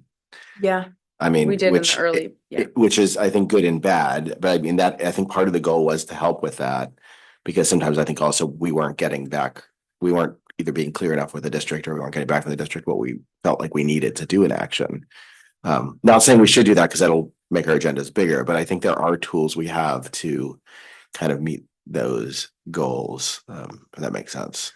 And one item too on that might be, but again, it changes so much. I'm just trying to think if, like, when we go over the board calendar, could we highlight, hey, these are the things coming at the next meeting? So that would help the public be aware too, like, oh, wow, they're talking about this, but then things rise up too in between those, and we might have a calendar, but then there's a new item that comes on in the interim. right. But if we use that as sort of like a that becomes maybe an anchor point so that we know that when there's an item coming up that people are going to be interested in, or there is more interest in it even than what we anticipated, making a concerted effort to not have it shifted off the agenda or moved so that people can count on the fact that it's because, everybody's got a life and they've got kids and they've got everything. And it's hard if people are making an effort to come down here or to get on via Zoom, they're making a big effort, and I think it's important that we nurture that because, that's part of what we're here for too. So I love the idea of doing that. That's really cool. Thanks, Elliot. Yeah, and that gives, I think, the board a chance too when we're doing that to kind of say like, oh, okay, that's coming up. Is that the first, like even ask that question, is that the first time it's going to be there? Will it be info, that kind of thing? It keeps us aware. Yep. I think the other piece that kind of ties in a little with what you're saying, Trustee Otmar, is, just even if there is a topic of high interest that we're going to have, more people in attendance. I know we've always tried to veer away from, we always start with information or no action, then we move to information. But, we have made those decisions sometimes where we would move an information, a presentation item, to the beginning, right? That way, if we've got presenters or we've got, staff and then more people, in the room, they're not having to stay there for the entire, they can if they want to, but, I think it's to, speaks to what you were saying, being more just aware of, who's in the room. I think also, this happens sometimes, but I don't know if it's standardized, but if there's a discussion only item, knowing when it is going to come up for an action or like what exactly, not exactly, but like a rough estimate of what will maybe be asked or voted on. Like formalizing or standardizing the preview aspect of what the point of this discussion is. Yep, and that comes in the board recommendation of the cover sheet, the district recommendation of the cover sheet to say this is what the district is looking for when we're presenting you this information. It will, I think that's what we can say. It'll come up again, hopefully next month. But the problem that can happen is we can be like, okay, we like the curriculum we presented, but there's these other 3 books I know a lot better. Please dig into those before you bring it back. And the district might be like, okay, well now it's going to be 3 months before we can bring it. But yeah, but that cover sheet's a good place for that. And then again, I think it comes to us as the board to say what specifically we want it, like is what we direct the district to do. That will let them know, and that will allow them to tell us when they can bring it back too, if that makes sense. Because if we're just saying we like the way you presented it, we want it to come back exactly as presented, or you got to start over and redo this whole thing, we'll have different timelines. And they will be I think the onus is on us as a staff as well to indicate, at that time too, like, what timeline we're operating on as well. Like you mentioned curriculum adoption, right? There's a set time that we have to adopt that by in order to be able to kind of then order the books and, start the training to get ready for the new school year. So I think, important for us to make sure that we're mentioning that as well, that, look, if we've got, it has to be done by May, right? Backwards mapping. Right. So that's a good idea, is maybe when it comes up, not saying we hope to bring it back next month, but this needs to come up by this date. Very clear. Yep.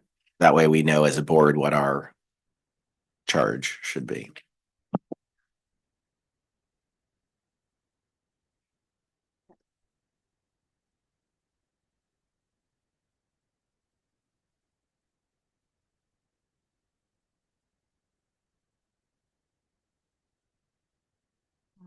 Okay. And there it is with that ending quote. We began with it. Effective governance is about control. It's about coherence, collaboration, the courage to lead for every student.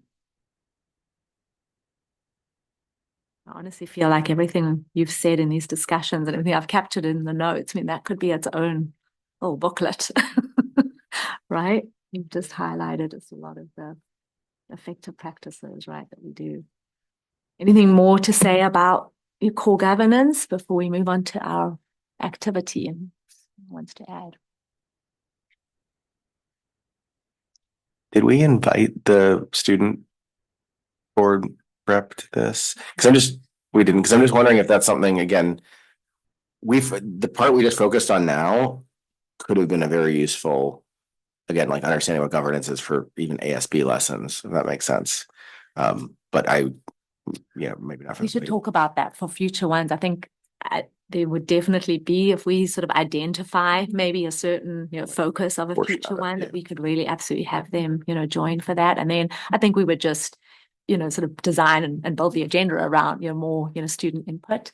But I'm seeing lots of nodding heads. I think everyone is in agreement with there's a place for that. And it might not be the whole meeting, but like Right. maybe like this sort of, in this sort of beginning section where we do a Under the quick full reading governance and, right, and just like, hey, these are some topics, and I think that's something that could be useful. I love that idea. And I think it's also an opportunity for us to interact with the student trustees and kind of just talk about governance Oh, and how the that's process true, works and more- watch it in action. Because that's really the goal, is like learning about how the system, systems, Jen, who thought, I'm learning about how this system works so that they can find their role and make an impact and be a part of it. So yeah, if we can have them join us, even for a portion, like an hour or something, that could be really valuable, especially we have 4 of them.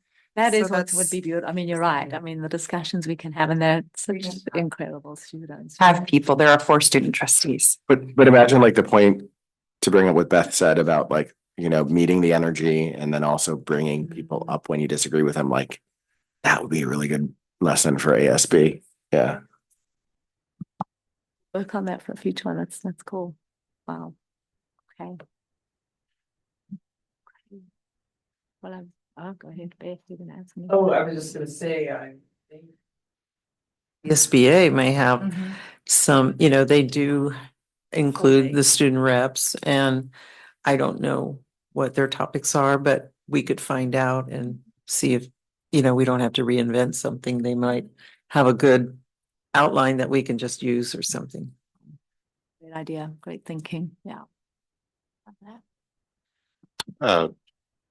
Speaking of that, are we inviting the rep to CSBA? No, we haven't. I mean, again, up for discussion. I think the hard part is the extended amount of time and, away from, right, their learning. I mean, it's not something we're saying no. I mean, if that's something you want to consider, we could, extend the invitation. I think with 4 of them, it would just be hard and just expense wise, right now as well. Because we probably cover for them, too, right?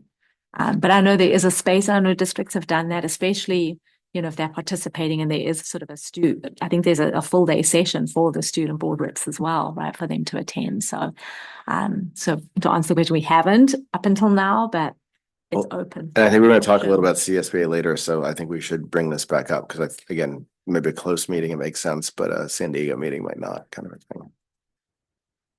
Great questions and great ideas. Yep, for the future. I love it. If we're good with maybe taking a little break, should we do a 10-minute? Yep. No, not 7 minutes. 7 minutes goes to 7:30. 7:30. Thank you, Mr. President. Very good.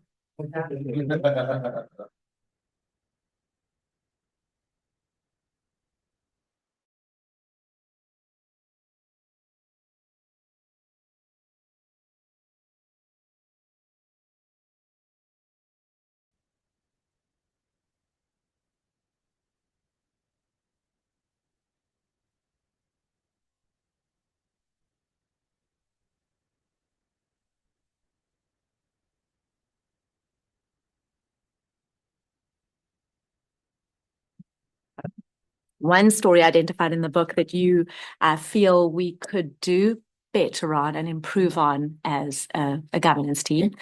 I think what I do want to just caution us with this one, that, it's not intended to be like, oh, this is how we're going to call out, I mean, it truly is. I think we want to really just identify this holistically and really with the spirit of how we've approached this discussion tonight.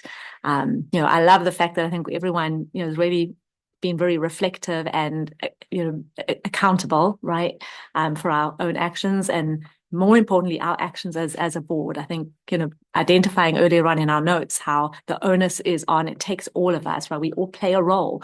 And so I think if we can approach this from the sense of, if one of us is struggling or failing, all of us are struggling and failing.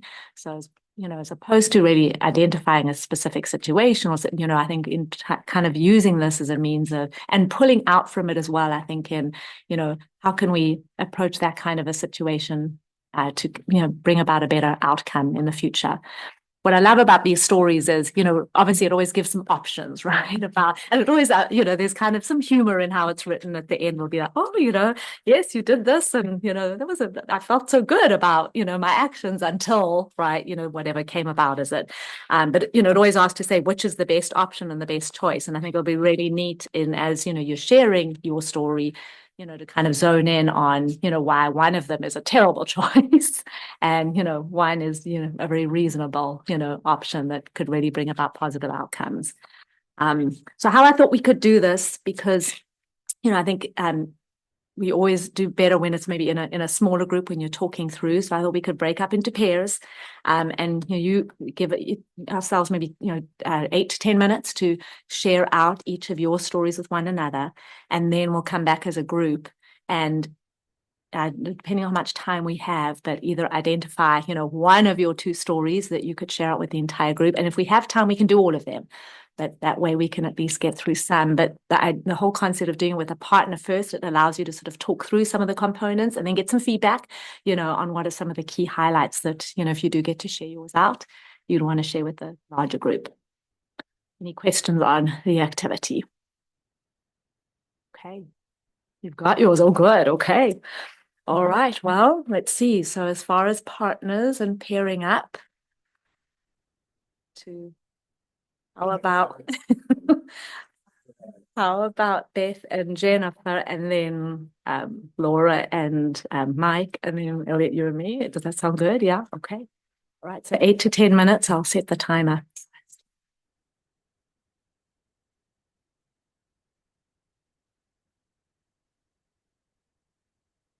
Dr. Hazen, do you want to? Sure. I think it'd always be fun. You guys should like have to guess which one I was going to choose. Does anyone want to take a guess which one? Okay, so I chose terrible habit number 13, which is come unprepared to board meetings. And the reason I bring this up is, again, I think it was hard for me to find one because I do think we do an amazing job with this, but there were like 3 kind of specific things. One, actually, Linda, you brought up, and then one about a specific time, which we've dealt with a little bit, but you brought up the idea of the shorter superintendent comments. And I think that's really on point and is a good lesson maybe for all of us, is that, attention spans wane. And when we're talking and, there's like things like people remember like 3 things max. So it's one of the things is when we speak is just like, think about what you were really trying to get across and try to be deliberate with that. And that's where, again, I'm also the person that writes a lot of what I want to say. So I'm probably over, again, being like the mean parent here. But the other one is the questions. So again, that's not just to you, Linda, but a good thing for all of us is just, can we? Okay. And then the other one was regarding questions is just making sure we use the tools that, again, we did not have Laura, Jen, and I when we came on the board, but the things like the trustee questions and the one-on-one meetings to say like, I have these 5, and we do this, but I think we can, again, do better, just so that when we're at the board meeting, it comes back to actually what you raised, Laura, is like, are we asking a question because we personally want the answer to it? Or are we asking the question because it's a question that is important for the community in the district to know? If that makes sense. Because that's something that I think I can't tell you number of times I'm like, oh, I have a really good question there, but I'll often bury it because it's like, I want to know that answer, but is it really something that needs to be heard by the public and the community? And then the last one on that same lines, and so that this this comes back in terms of my story, it comes back to when we had the information discussion followed by the action item regarding the SRO contract. And again, not re-adjudicating that, no issues with that, but we had the information discussion. I would have liked us to do a better job to actively shape what comes back to us at the next meeting, because I think that's where we could have said, this is what we want a contract to look like, or maybe we don't want a contract to come back at all. And we could have saved that second action discussion meeting. But I think that action discussion meeting, when we talked about that, we really were like, I don't want to say grasping at straws, but we're trying to make it better, but that wasn't the right time to make it better. We should have probably tried to make it better more the previous meeting if we wanted to try to make it better. So those were my story times.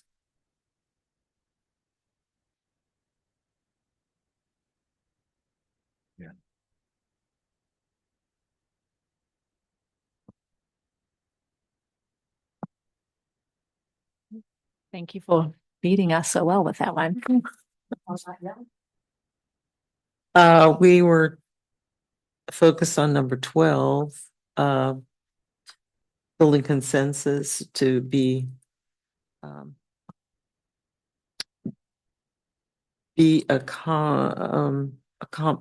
Compromising. compromising. Thank you. Couldn't read my writing there. Jen, you can talk about that. That was Jen's. Yeah, terrible 12 habit number 12 is be decisive and don't compromise. So the scenario where you came in prepared to a meeting and you want plan number 2 and you're stuck to plan number 2 and you're not willing to listen to anybody else because plan number 2 is it for you. And you end up in a standoff with your board. So what do you do as a leader? And spoke to your options of explain all the reasons that someone else's idea is bad. Use a dry board to explain why yours is best.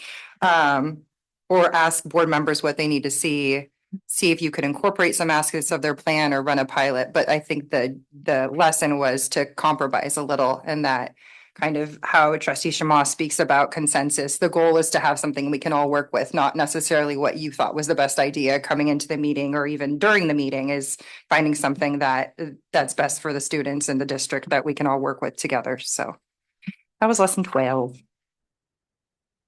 Then the other one was 11 abstentions. And I on page 56, they describe what an abstention is, which we have understood as conflict of interest. But then they go ahead and also say when you feel you do not have enough information to make an informed decision, it's appropriate to abstain. Now, that is something I've never heard before. I would say that's not true. Maybe we need to ask legal about it, but I think we should be all agreed on when is appropriate to abstain, because everything I've read in the Brown Act and everything says it's just about a conflict of interest, period. So if it's not a conflict of interest, then you just vote no, you don't take this, I'm out of it type of. You could talk to the board and ask if there's not enough information to have it brought back. Yes. Yes, you Through could do that. consensus and say, I feel like I don't have enough information. Yeah. But yeah, I didn't get that either. Yeah, Abstaining, I never I heard was that under the before. impression only if it was, we Yeah. talked about this conflict of interest. Yeah. So that's something that I think we should be clear about, just so that we know. The only time I could see that is if there was a board president that was like pushing you to vote. That was saying like, look, I don't care if you don't feel prepared. I want a yes or a no from you. I could see a board member in that situation be like, I abstain because I don't, but I don't. See that. Right, but That that's would be so to me a very narrow window, not just like. Well, I just like to know if that's legal. Yeah.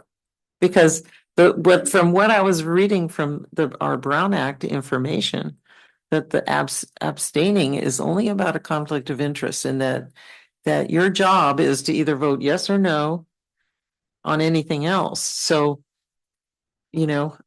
I would just like to know what legal says. Well, now I'm thinking you could just vote yo or Ness. Nobody. No. You Yeah. No, but it comes I back, don't know. sorry, this is getting to the minutia a bit, but yeah, I mean, I don't even know if it's a legal thing. So I think you could legally abstain from every vote if you wanted to. You shouldn't. It's not the best practice. I'm trying to think back to when Lou talked to Like us about best this last. practice, yeah. But I do think this is a good follow-up, is maybe we should have when we have one of our next governances, have a detailed dig into they said it's okay, Lou, when can we actually abstain? Just so we know what, Yeah. I think his advice would be exactly Yeah. in line with what you said, Uh-huh. Beth. Only when there's a conflict, and it can't be the other part that's interesting, because we actually did this at the MCOE training too.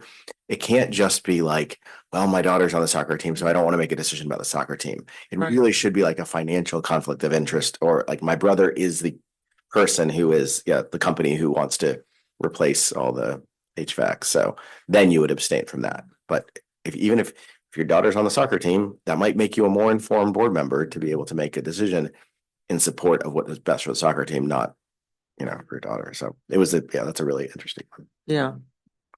And then the last one on ours was, well, I mean, number 27, accepting gifts. I thought it was ridiculous. Okay, because the example they give is board members getting a pass to sporting events. We've always done that. And I see nothing wrong with it. I don't see that as a gift. I think it is a perk, but it's not a gift. And I don't know why they would use that as an example. So I just wanted to voice that I would love to get a pass. I was gonna say, To get them, we used to get them. Is that a hint? to like to the sporting events. Yeah, that's an interesting one. We used to. I'm just saying. As long as it's consistent practiced across the board, I'm comfortable. Well, let me tell you, there's a lot of passes that Yeah. go out there, okay? They're not board members, so just, just happens. So.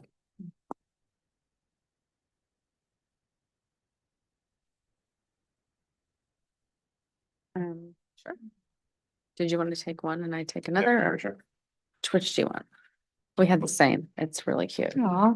Yeah. Two out of three. I'll do that. The homework, okay. So I picked, did you want to go first? No. Okay, so I picked terrible habit 16, which is minimize public input. The example that was given seemed a little specific, the story, because it would point to either Jen or Elliot, so let's not use the story. But minimizing public input, just the idea that, and I guess I just keep coming back to this, is and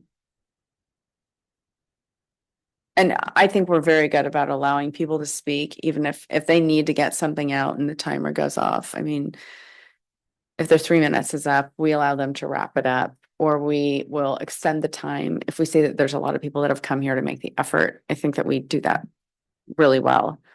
I think for me, what this kind of spoke to was that in this district, we're focused now on culture of we and the social emotional well-being of our students, the safety of our students, health of our students, creating this community that we've worked hard to do, and the school community.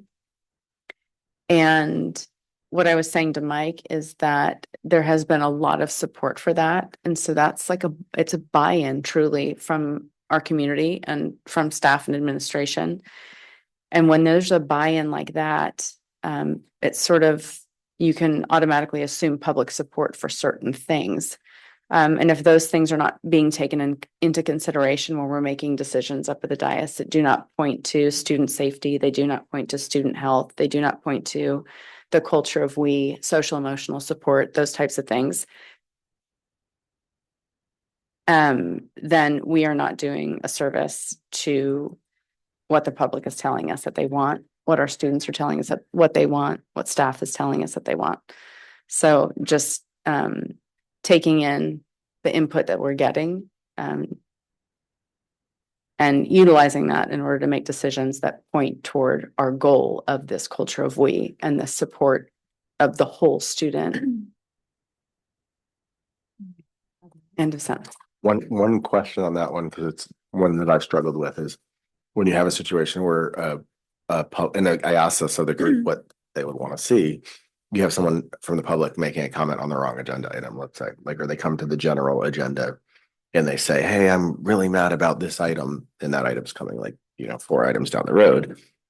Do you guys want me to do, as a board president, hey, let's hold your comment till later, or let them go and then let them know later that we don't want to hear it again? Or Well, I think we have to stick, personally, I think we have to stick with protocol, because if you let one, then you let the rest, and then it's a slow drip of, it becomes, there's a line and everybody wants to, maybe, but if you do it for one, then you have to do it for another. So you're not showing favoritism, I would imagine, keeping consistency. that's what I've tried to do, but there've been times like the first board meeting, I chalked it up to everybody. We're all first of the year, okay, we're all relearning. So Yeah. I'll try to be better about it. And some people just don't know either, maybe it's the first time that they're coming in. It takes a lot of guts to get up there and speak. And so I'm sure that before you're getting up there, you're just consumed with the nerves and the idea of putting yourself out there. So, I mean, I think a lot of times it's just an accident, Oh, yeah. but, you know, No. in my opinion, that's just me. Yeah, no, that's good. Well, just on that topic, we have rearranged agenda items based on public, pressure or a lot of public interest in a certain item. And I think that's a good idea to do because, I mean, you should definitely get the okay from the rest of the board. But I like that because, like you said, people are charged right then. If you can move that up to the beginning, it helps, but other than that. Well said. Yeah, the second one that we both shared. The second one that we both highlighted by coincidence was doing too much homework, kind of for different reasons. Laura, it kind of spoke to her because if I'm wrong, but it sort of warns against kind of like building this narrative, going down a hole and building a narrative about a certain topic that's really not germane to what you're voting on necessarily. And then my interest in it was just kind of like stuff that Dr. Adamson and Dr. Hazen have both told me and helped me that like if there is research to be done to share it out beforehand so everyone kind of can have a consensus about the information that's basically been seen. Yeah, that chapter stuck out to me. Also, what stuck out to me, this is unrelated, is just how many synonyms for like, this made me feel aggrieved, or like, this made me feel nervous, or queasy. Like, it was a real tour de force. Yeah. For like, that was like the format for each one. So, Or always a good use of ChatGPT. Give me 50 yeah, different I ways think to this say was this. before pre-GPT, Love Yeah. that.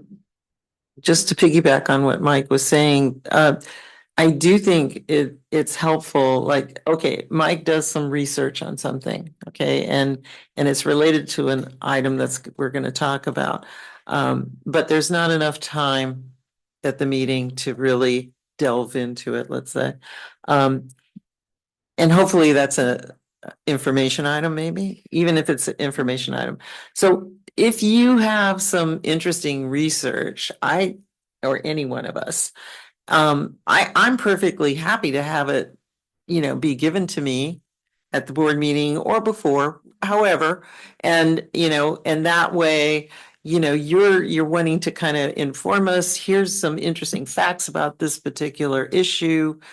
And it helps us, so, and you have researched some things, and so, and they were interesting, but when it came up, there just wasn't enough time to really talk about it or to get a better sense of it. So I don't want you to feel discouraged, but but I mean, or any one of us, like to, like I have some policy here, sample policy on the bikes and stuff, but yeah, you want to share it, and hopefully you can give it enough time that we can have a good discussion about it later. Yeah, and that's what they echoed too. So And through Dr. yeah, Adamson, yeah, not exactly, through, yeah, yeah. okay. Then I Just share to it with clarify, everyone. yeah. Yeah, And that's and we did it, interesting. yeah.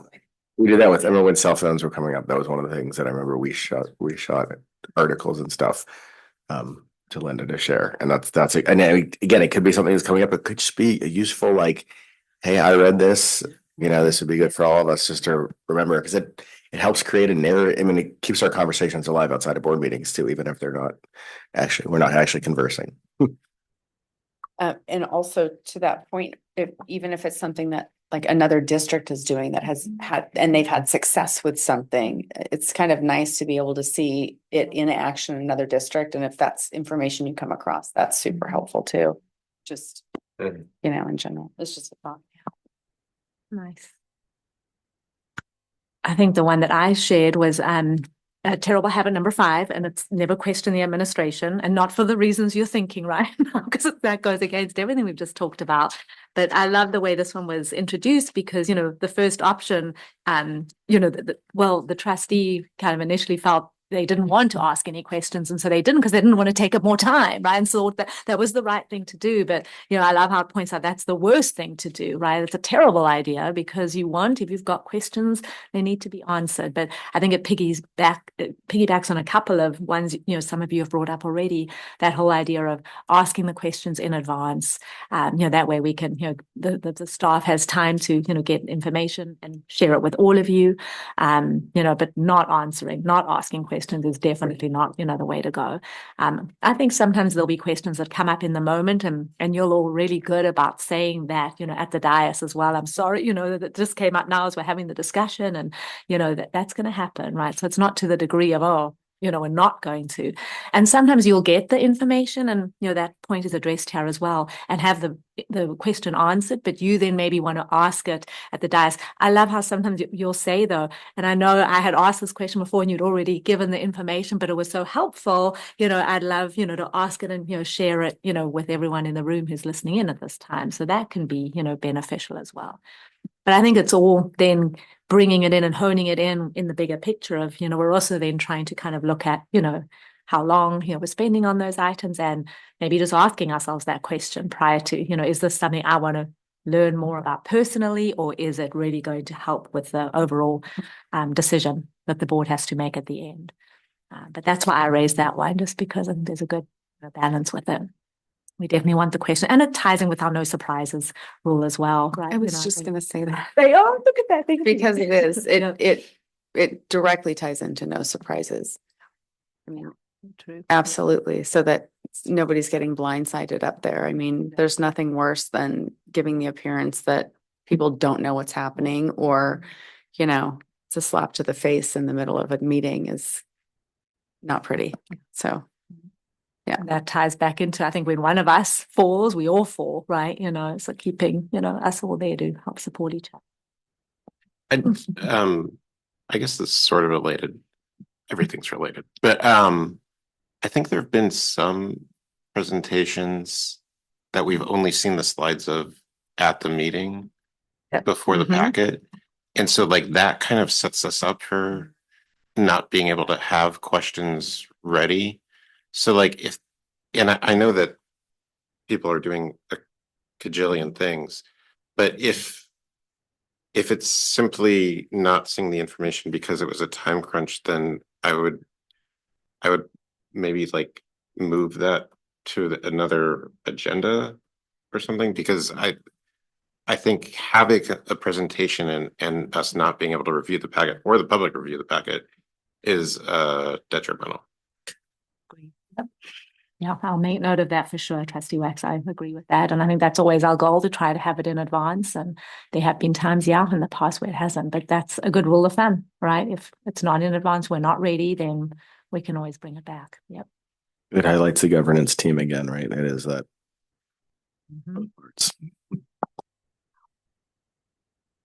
Wow, those were some really good examples that we've identified, right? Nice. Okay.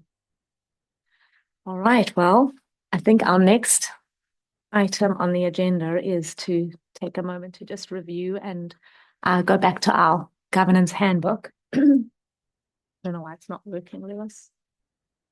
Thank you.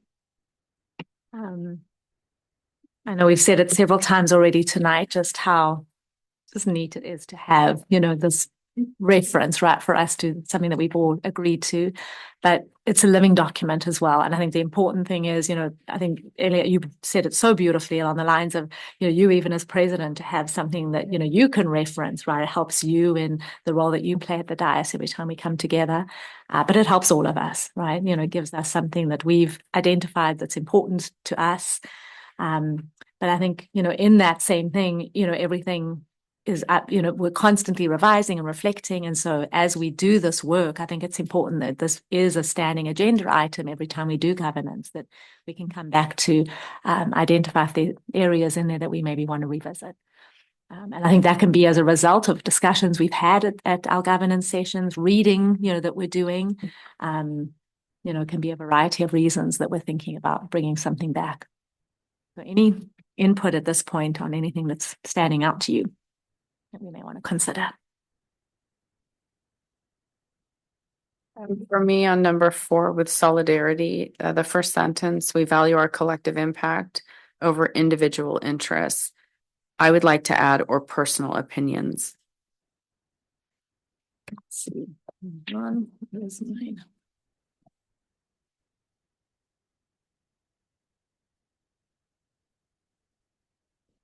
So it'll read, Or personal opinions or beliefs, because our individual beliefs we should not be pushing that onto anybody else. You can keep that in your family, but when it comes to the district, I don't think pushing our personal opinions or beliefs onto students, staff, or administration is appropriate. Really, ever.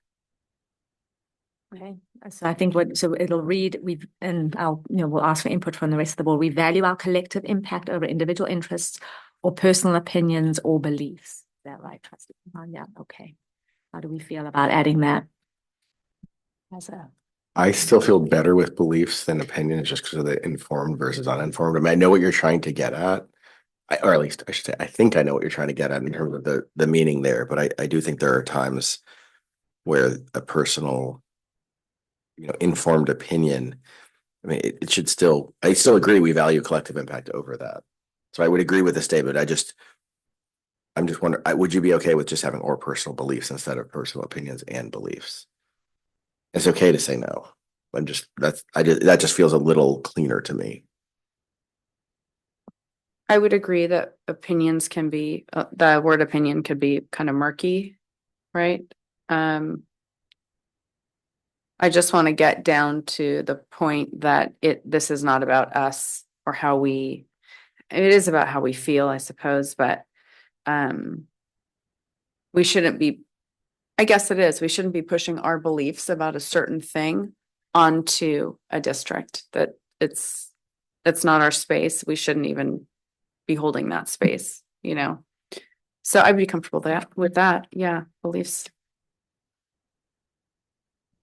We value our collective impact over individual interests or personal beliefs.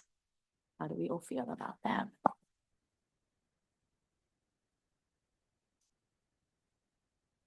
Well, I feel like the sentence says it all, really. Individual interests. To me, it says it. I don't know about beliefs. It just. Well, we could be discussing, like, I might have specific religious beliefs and I'm voting up there based on my religious belief. Or if there's going to be sex education, maybe I'm completely against sex education because kids shouldn't be having sex in the first place. That's a personal belief that I would hold, and I should not be voting on my personal belief. Right. I should be voting on what points to the culture of we that we're establishing student safety, social emotional health, all of those things that we've agreed upon as a district. And personal beliefs could get in the way of that. So individual interest could be financial, it could be, I think beliefs is specific to It's the stronger things than the word and interest. it's the stuff that could get like messy. Yeah, that's the word. And what you said, interest makes me think back to conflict of interest, which makes me think to money only. It's not the only thing, but like Money, or I'm that's- related to yeah, Joe Schmo. right. That's That's why I do. I mean, I don't think it's 100% needed, but I think given the strength of this statement, I like the addition of the personal beliefs part as well. I guess like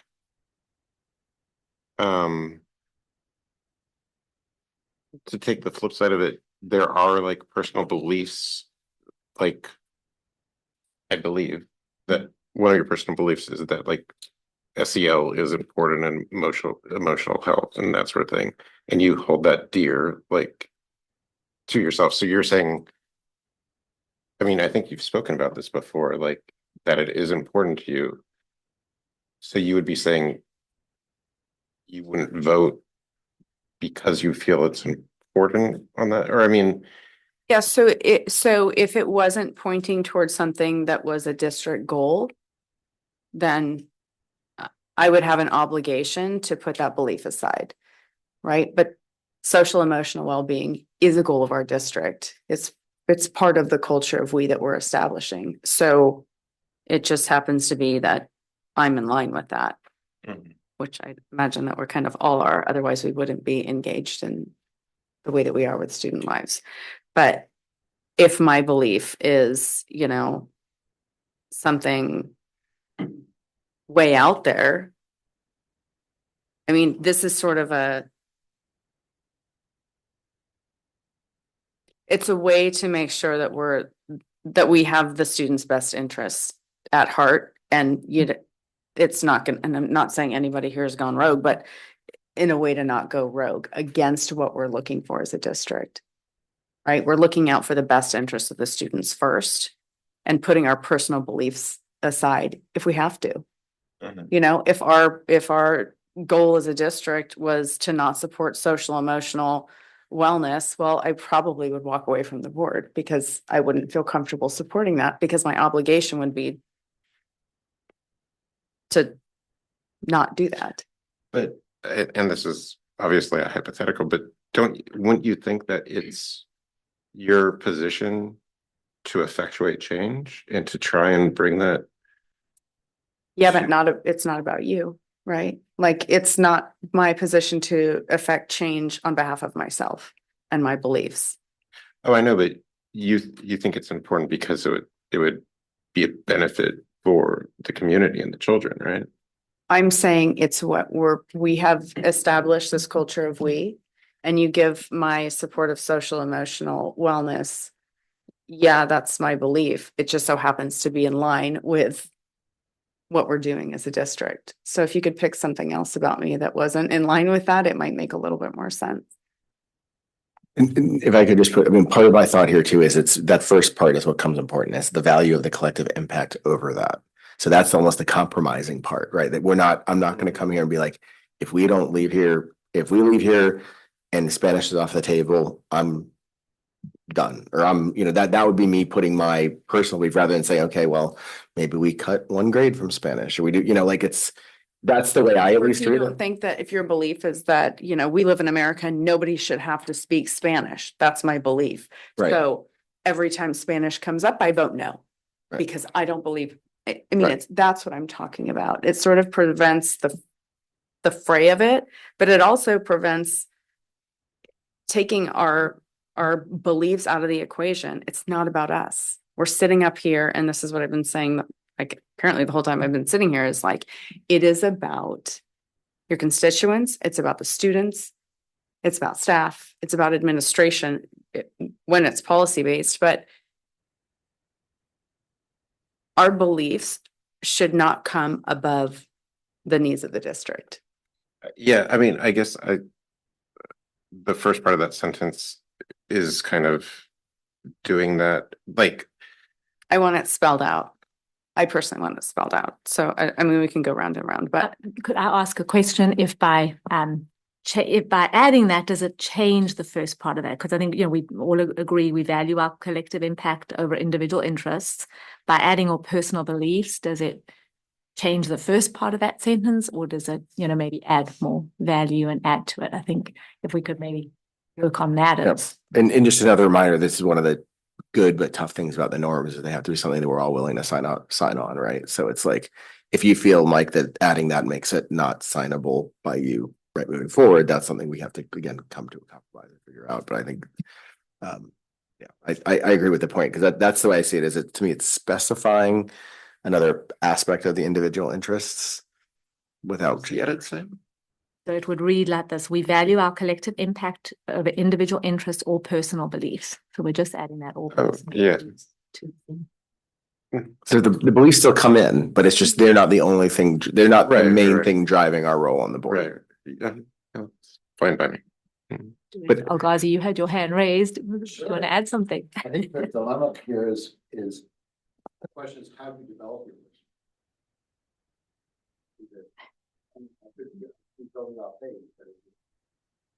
from yourself or from exterior people or from staff?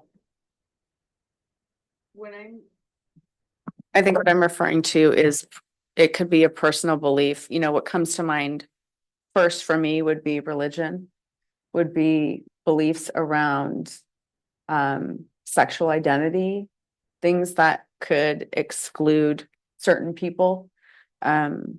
Just a way to keep us whole where, you know, there could come a point where somebody, and these will change eventually, but someone comes onto the board and they decide maybe they're on the board for a reason that's not, Sure. you know, And then we'd make new norms and we'd. and they'd make new Yeah, norms, exactly. but then they'd have to strike this out Right.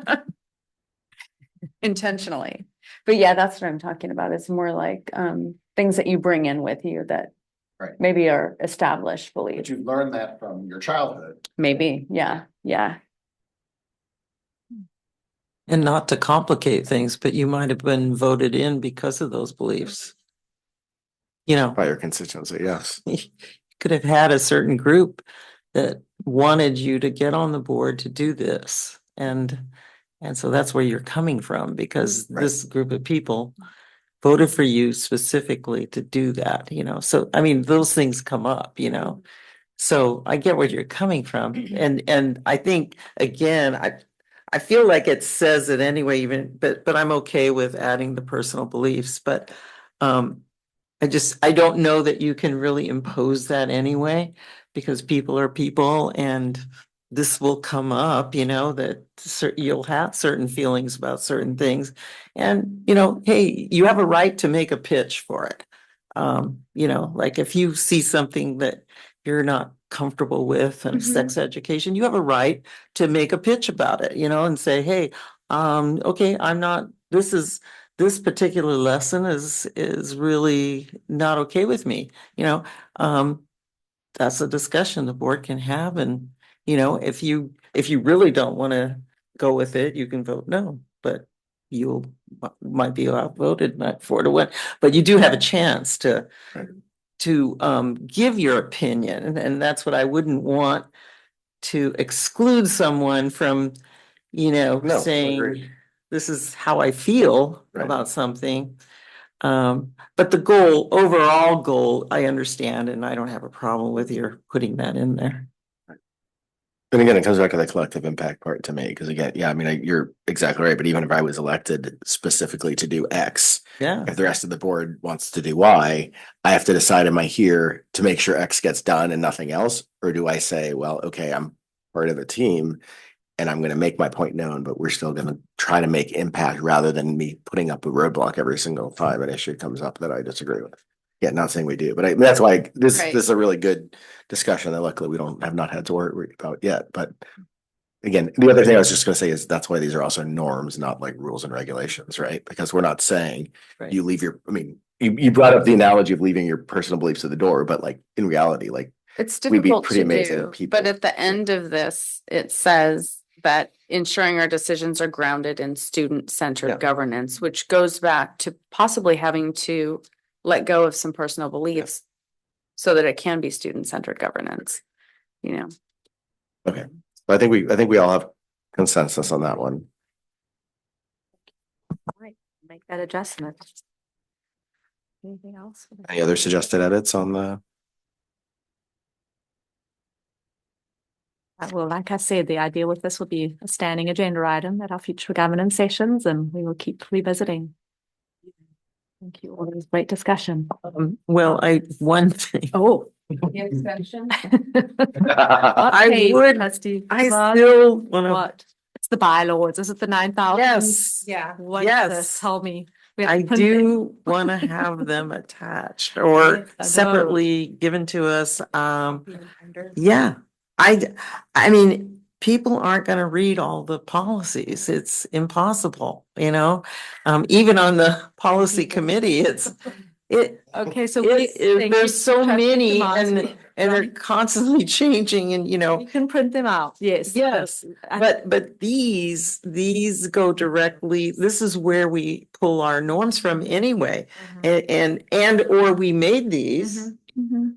from our norms in the past. So I just feel like I would like to have them. I mean, I don't know anybody else, but I'd like to have them where this is where I read them and I keep them. Every time I come to a board meeting, I got them. See, I'm digital, so I like the fact that they're clickable, but again, I think this is the Digital, point. fine. Yeah, that's But no, fine. that's, I mean, they are there digitally where I think. you Yeah, pick I them, know. But I agree with, I mean, I agree with your point is maybe it's the kind of thing where we have them as, It's a handout. yeah, It's I was about to say it's as the equivalent of what you would have in the drawer next to you in a hotel room, like the Bible that you walk in, but that's bringing the personal beliefs. But you know what I mean? Like, but these are, they are, right? Yeah, they are the playbook that we come in with. Yeah. So maybe I wouldn't say that it's necessarily, oh yeah, they're there. Most hotels, oh yeah. But the thought being is that this, maybe it is something we walk in and they're available. So there's not that they get printed out and like every time we go over this, they're there, but they're somewhere here with us so that every time we are doing this, we have them to look at. In the binder, like kind of the back section of the binder. Oh, that's a great spot for it. Well, the 9,000s would be, I mean, yeah, if we would have put that in there. I mean, we could, are you saying? In those binders. I don't know how thick was the packet when Lucero printed it out for you, Trustee Shimos? Could you? The 9,000s, yeah. Okay. Just add it to the binder, yeah. Is that the base? I actually like that. That way we've always got it with us, right? I like this there. Mhm. Yeah, that's good. Yeah, Yeah, okay, we will add, yeah. not a bad idea because they do come up occasionally when we're dealing stuff like, oh, what, so yeah, that's the. Or dealing with. Yeah, I mean, the role of the clerk. I Mhm. mean, Right. Yep, that's right. They're in handy. Simple stuff, but Yep. it's important. Yeah, and it's nice to have the reference document. Okay, so the one edit, we're making that, and then we will have copies for our next board meeting in the binder, right? So that way it's always their reference. I like it. Okay. All right, our last item, look at that, and we're very close to 8:30 here. So this is really just an overview and discussion for the CSBA conference. So it's we're very happy to report that we have 4 of our trustees who will definitely confirmed. And Trustee Otmar, just thank you for your responsibility and just how you approached the decision. I think you're not saying for this time it's no. And what I've said to Laura is that if it's closer to the time, if things change and you feel confident about it, we can always add. It's just harder to ask for a refund, if it ends up not being. So, that that's open, and we love if you're able to. And so I'd like to just kind of tell everybody why is because I've been out with my back. I don't know what my vacation bank looks like when I get back. So I don't know if going to CSBA would mean I would completely exhaust my vacation bank, which would mean if my kids got sick, then I'm stuck. So I just have to see what that looks like. And then hopefully if there's time in there, then I can make it. But if there's not, then I'm kind of stuck. So life of the working lady. And the only thing I was going to add to it is, this is one, and maybe a personal belief here, but is that, we've all commented on how we recognize a difficult budget situation. So this is something, so I just want us to put austerity at the forefront of this meeting. Not that we should all sleep in tents outside of the conference center, but like, just remember that we're going to it because it is such an important resource for us, but we're not going to be charging the district tens of thousands of dollars to go. So I mean, we want to, maybe it's a transparency thing. So we say this is the max as the board we're willing to put towards it, just so that we're trying to meet some of our goals. It seems important to me. Not always, but maybe for this year in particular. Little things like carpooling, if possible, there, or if you cannot or want to go by yourself, maybe it is a matter of, normally we would reimburse for that, but maybe you're willing to, everyone's willing to kind of cover the transportation there and back, yourselves. I think meals, we can be very frugal, on that as well. Still, making sure everyone's, fed in that, but, breakfast and lunches, I think are pretty easy. And then dinners, we just try to. I think it's just a collective notice to be aware, because it is something we want, No, sorry, that's, what did I? I think it's like 6 in the morning. Yes, if you remember, we suggested a presentation idea, at one of our board meetings, and we put it forth and Lou took it and ran with it and invited another superintendent from, is it? I forget which Oh school gosh, district. I forget now. I know. I'll look I it, know, it's- look it but- up quickly in my email, Yeah, but. so we have a Mm. call tomorrow to go over it, and it might be fun to do a little preview for the board at some point. Well, we didn't talk about legal. Just Lou. I feel like we're so cozy with them. I don't get it, but. Well, but in this case, I think we're valuing his I didn't expertise. I didn't like that he paid for the refreshments for your top team, your little retreat. Yes. Okay. Yeah, I didn't like that. I don't like attorneys paying for us. I just feel like that puts us in a weird position that we don't need to be in. Like, we pay him enough anyway. I mean, there's no, he doesn't have to give us a little, payback for, I just don't like it. Can I say I'm a big fan of it if we have all attorneys paying us, and then maybe that reduces our district costs? But just to say that I see your point where there is but again, to me, it comes down to the issue of like transparency and propriety. Like if we're saying, this is what's happening, but we're also accepting a dinner from another lawyer at a past It's CSBA just- conference. It's just Lou, like, okay, I mean, I guess we're his favorite district or something, like We're up there. yeah. I mean, what, we pay him the most or what? I don't know, but I mean, he's been here for a long time. We don't pay him the most. He asked our neighboring Yeah. district about their lights anyway. Well, anyway, I think we should be aware of that, like, No, it's a there's good no point. reason to be, that cozy with our attorneys. You make a good point, because perception and how that could be interpreted, Yeah, and we yeah. never want that out there, right? That it's kind Yeah, I mean, it's been out there for a while. I mean, Got it, yeah. Jesse I think- Gray and I, Mm. we didn't like it, but anyway. No, good point. Yeah, I think just awareness and all of that. But to the point, I think for the presentation piece of it, it really is, it'll be from the perspective of, it's culture war, avoiding culture wars is the whole, premise of the whole CSBA conference. And so our topic is really related around that. And it's going to give our district and, the other district as well, a chance to sort of kind of identify, maybe one So or two cases. what is the role of Lou Lozano in the presentation? He's He the will, he will. Yeah, he's our attorney, But but he what's will his speak role? to a little of the, I mean, his piece is really kind of more the Brown Act component of it. Are we like paying speaking him? to- No. Oh, no. Oh, gosh, no. This is, oh, no. Oh, This is gosh, advertisement for him. I mean, I hate to say that, but he's at There we go. CSBA talking about how knowledgeable he is so that other boards can see that value. That's why I think a And lot of it's the. very typical when you see presentations. Oh, when I know. districts do it, they'll do it with their legal representation, but it's intended for as a learning component for, boards who are there, learning from the experience. And Okay, thank you so thank you, much. Trustee Margaret. Now we're basically done anyway. So thank you. Good night. Thank you so much for being here tonight. Appreciate it. But that's the perception. But I thank you for raising it. And yeah. But I think my point being that it's purely towards the educational piece and the Brown Act component, right? Like these are examples of and kind of giving guidance on, how boards and districts should follow through in similar circumstances. Yeah. And it'll give us some chance to focus on some of our successes regarding that, like just to focus on things that we've dealt with that have been difficult. And we had even got emails telling us about how appreciative we were from the community with how we dealt with it. Anyway. Well,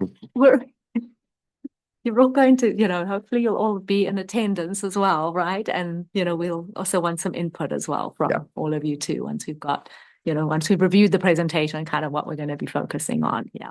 Make sure it Right. represents the district. Yeah. The You only can other blame me a bit for this one because I was definitely pushing it. It was something that I remember. It was actually someone, I forget who it was. It might have actually been Carolyn, who was like, before you're done in your 4 years, you're going to be up here at one of these CSBAs leading one of these. And I think I took it as a bit of a challenge to be like, okay, maybe I will. And so, yeah, here we are.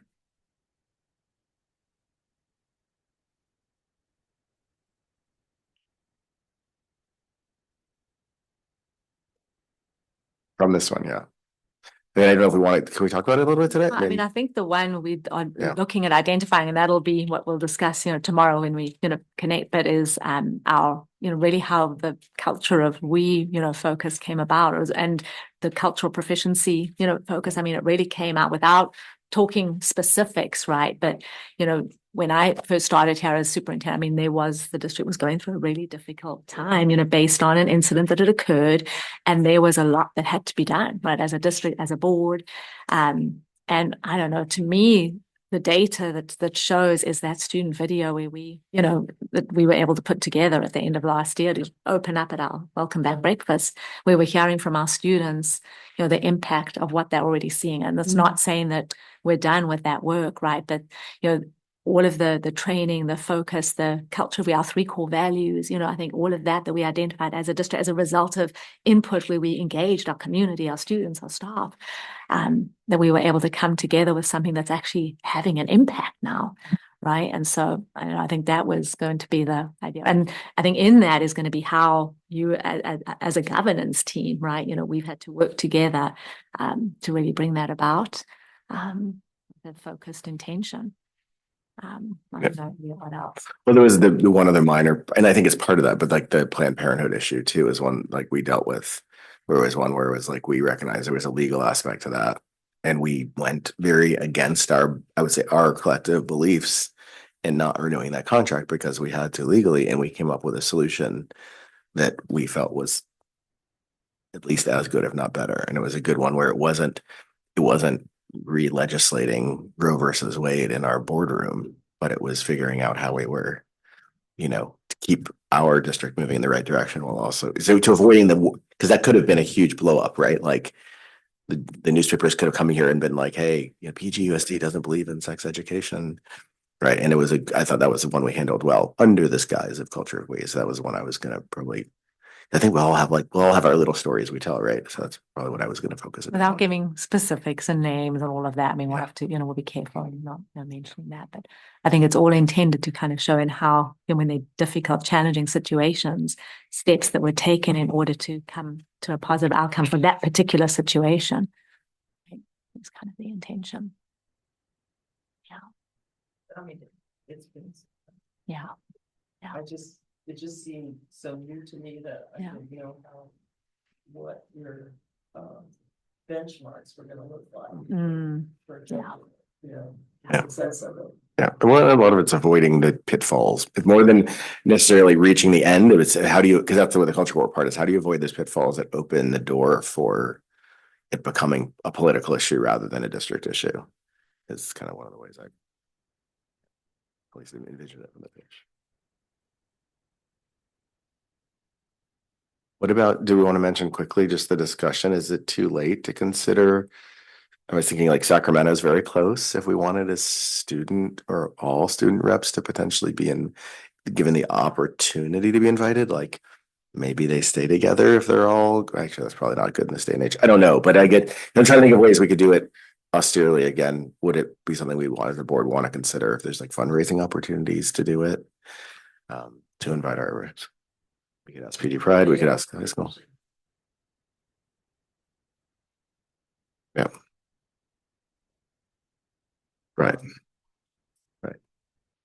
So is it something we would want to try to, as a board, we want to try to make that something that we make available to the students, again, recognizing there might be costs and priorities there, but okay. I see one.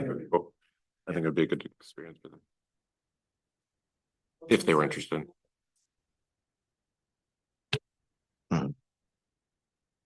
Cool. Maybe we look into some options and I'm going to broach Principal O'Meara with it, to kind of see sort of how. what his thoughts are relative to the school schedule. Are they all seniors? No. I think 3 are seniors and 1 is a junior, right? Yes, correct. That's right. Yeah. Yes, Paige Houston. That's right. Yep. Yeah. Okay, so I will follow up on that. Yeah, with everyone's approval.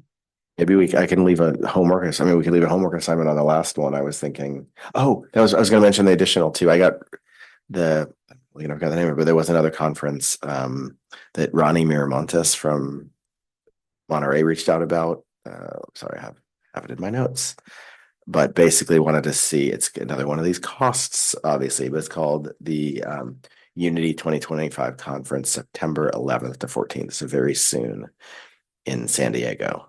But it's focusing on uniting in support of Hispanic, Latino students and other historically marginalized communities. So just wanted to see if there was, again, a way to, again, recognizing the austerity part, like.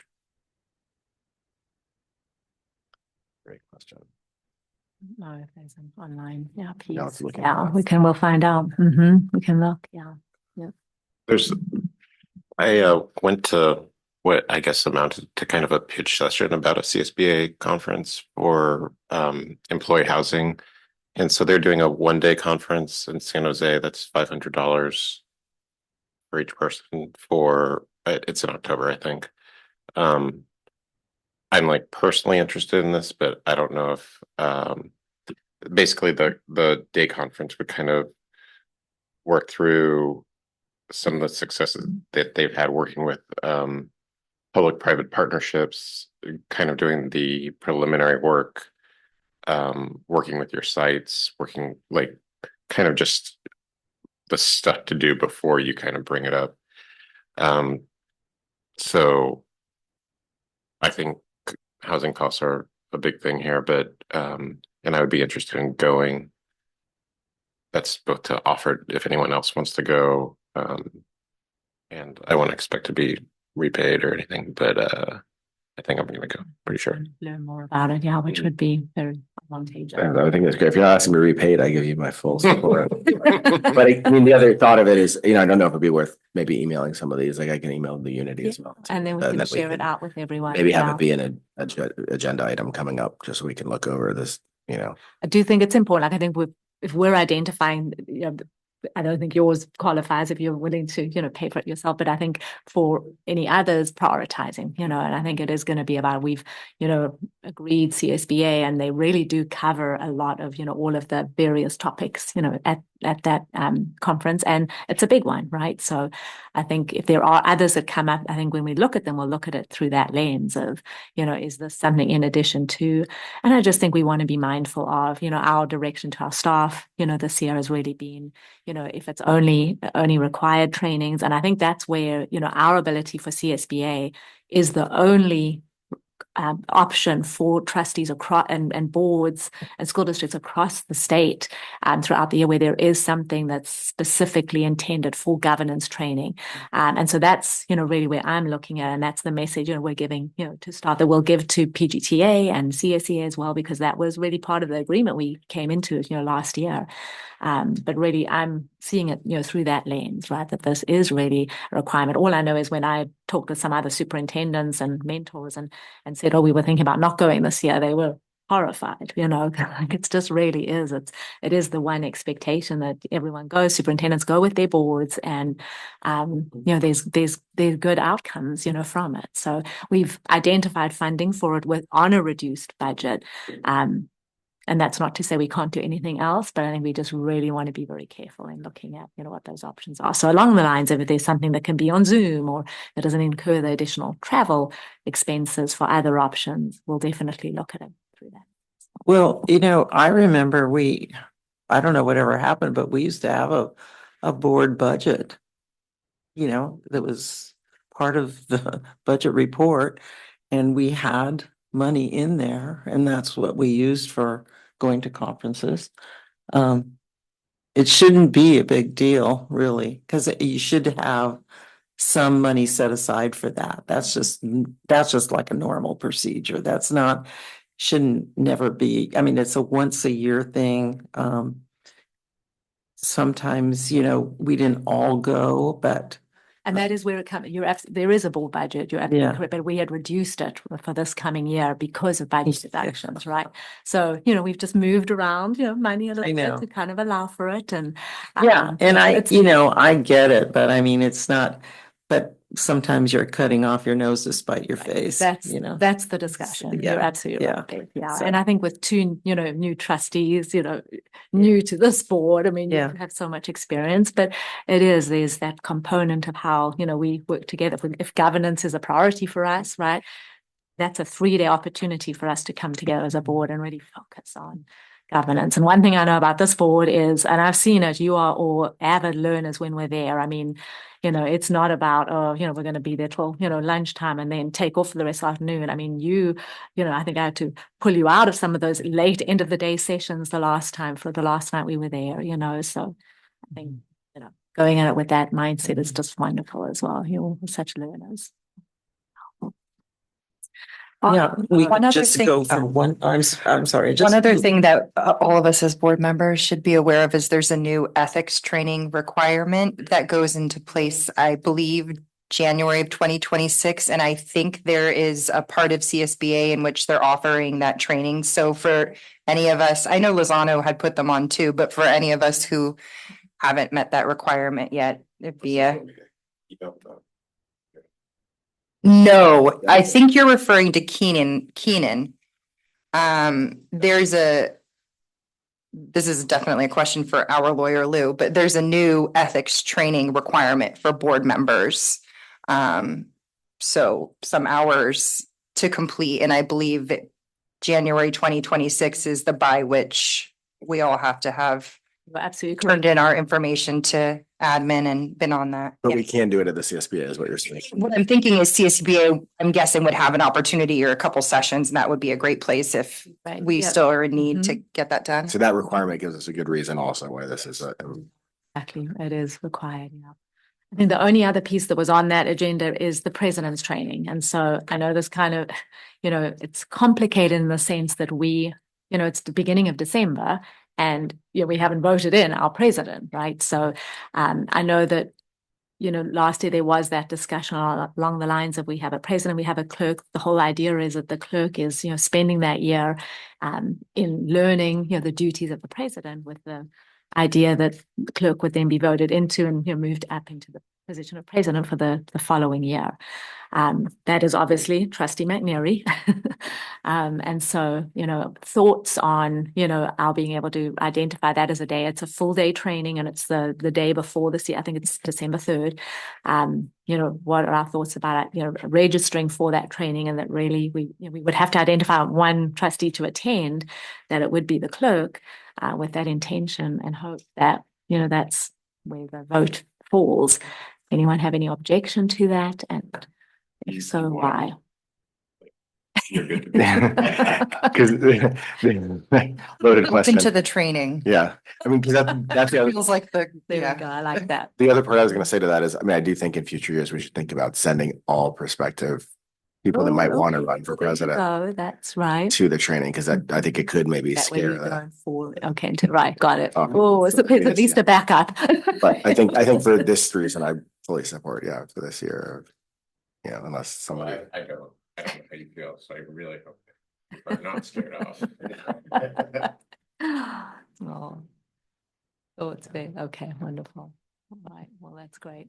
And I know you didn't get that opportunity to attend last year, Elliot, so, that makes it hard. But I know I loved attending the new trustee orientation with Beth and Mike. I mean, that was so valuable, for me too, for us to do that together. That was neat. It was really, really good time spent, yeah. Wow. Okay. Well, the last one is just future topics. Do we want to identify? All I did was, the book study, chapters, and do, identify chapters for our next reading. I really was thinking about, we've done, the introduction. We kind of focused on 17 and 18 mainly because that really revolved around norms and structure. 7 and 8. Thank you.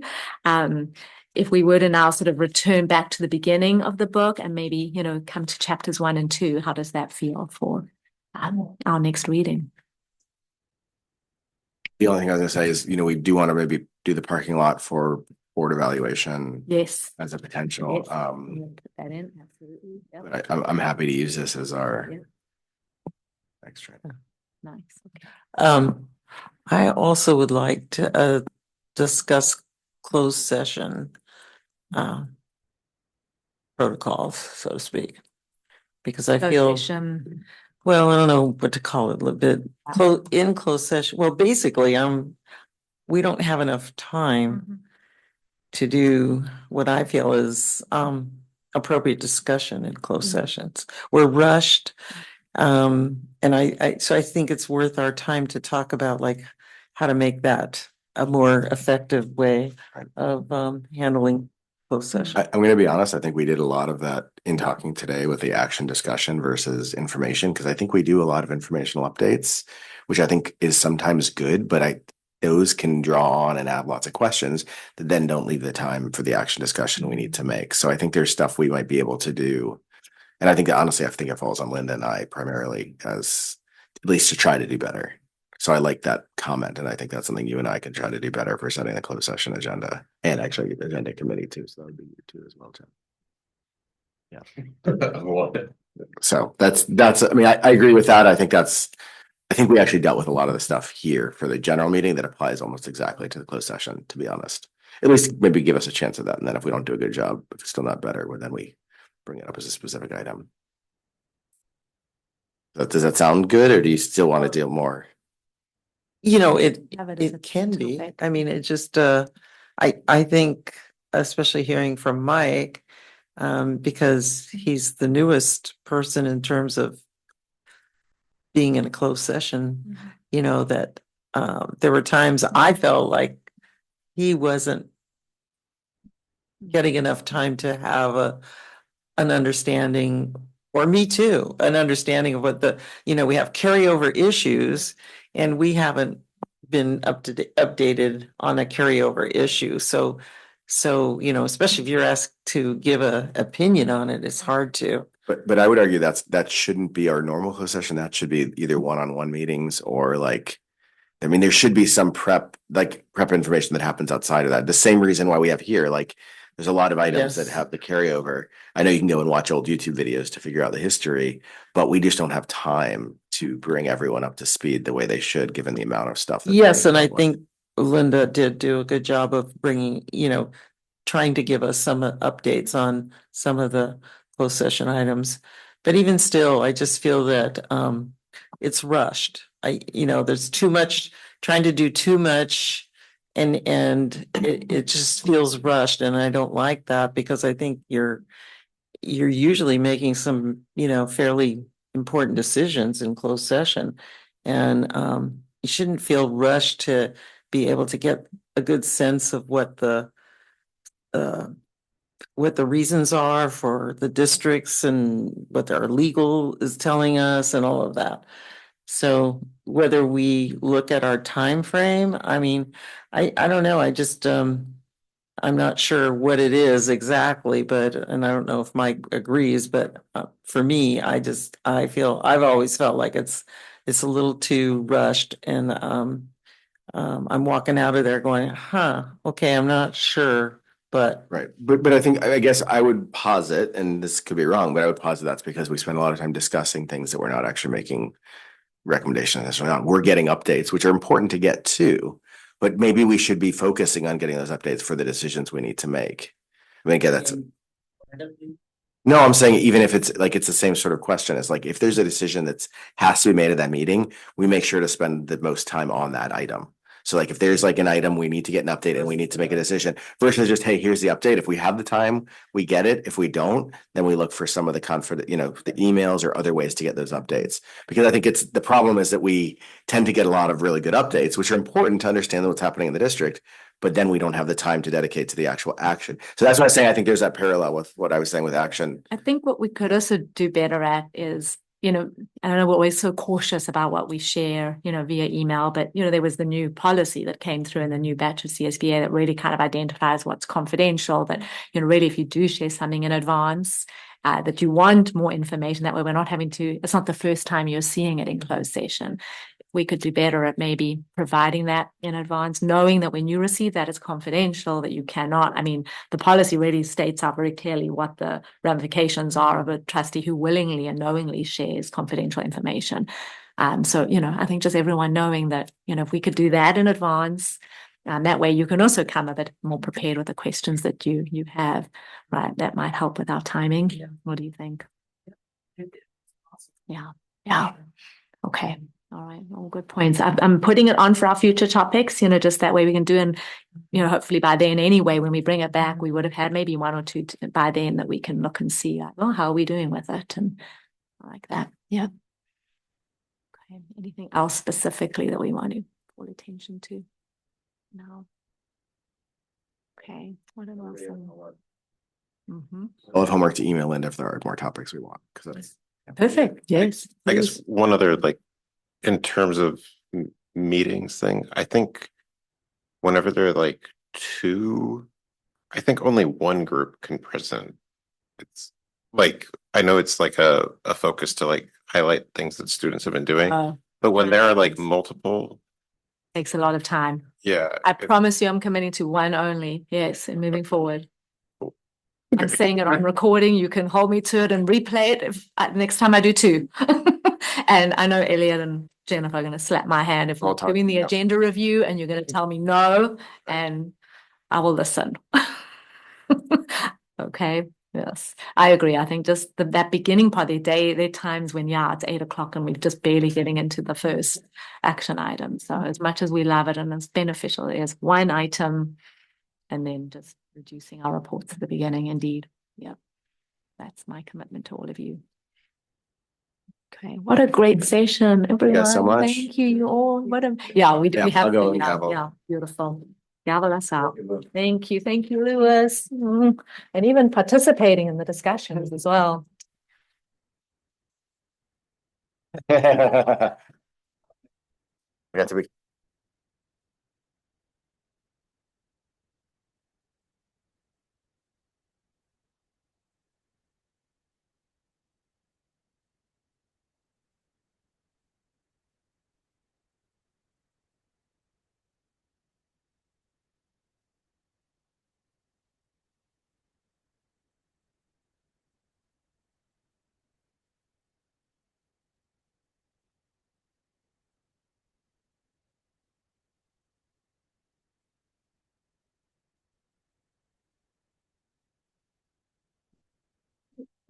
So it's 9:01 and I'm gaveling us out of this special meeting. Thank you guys so much for attending.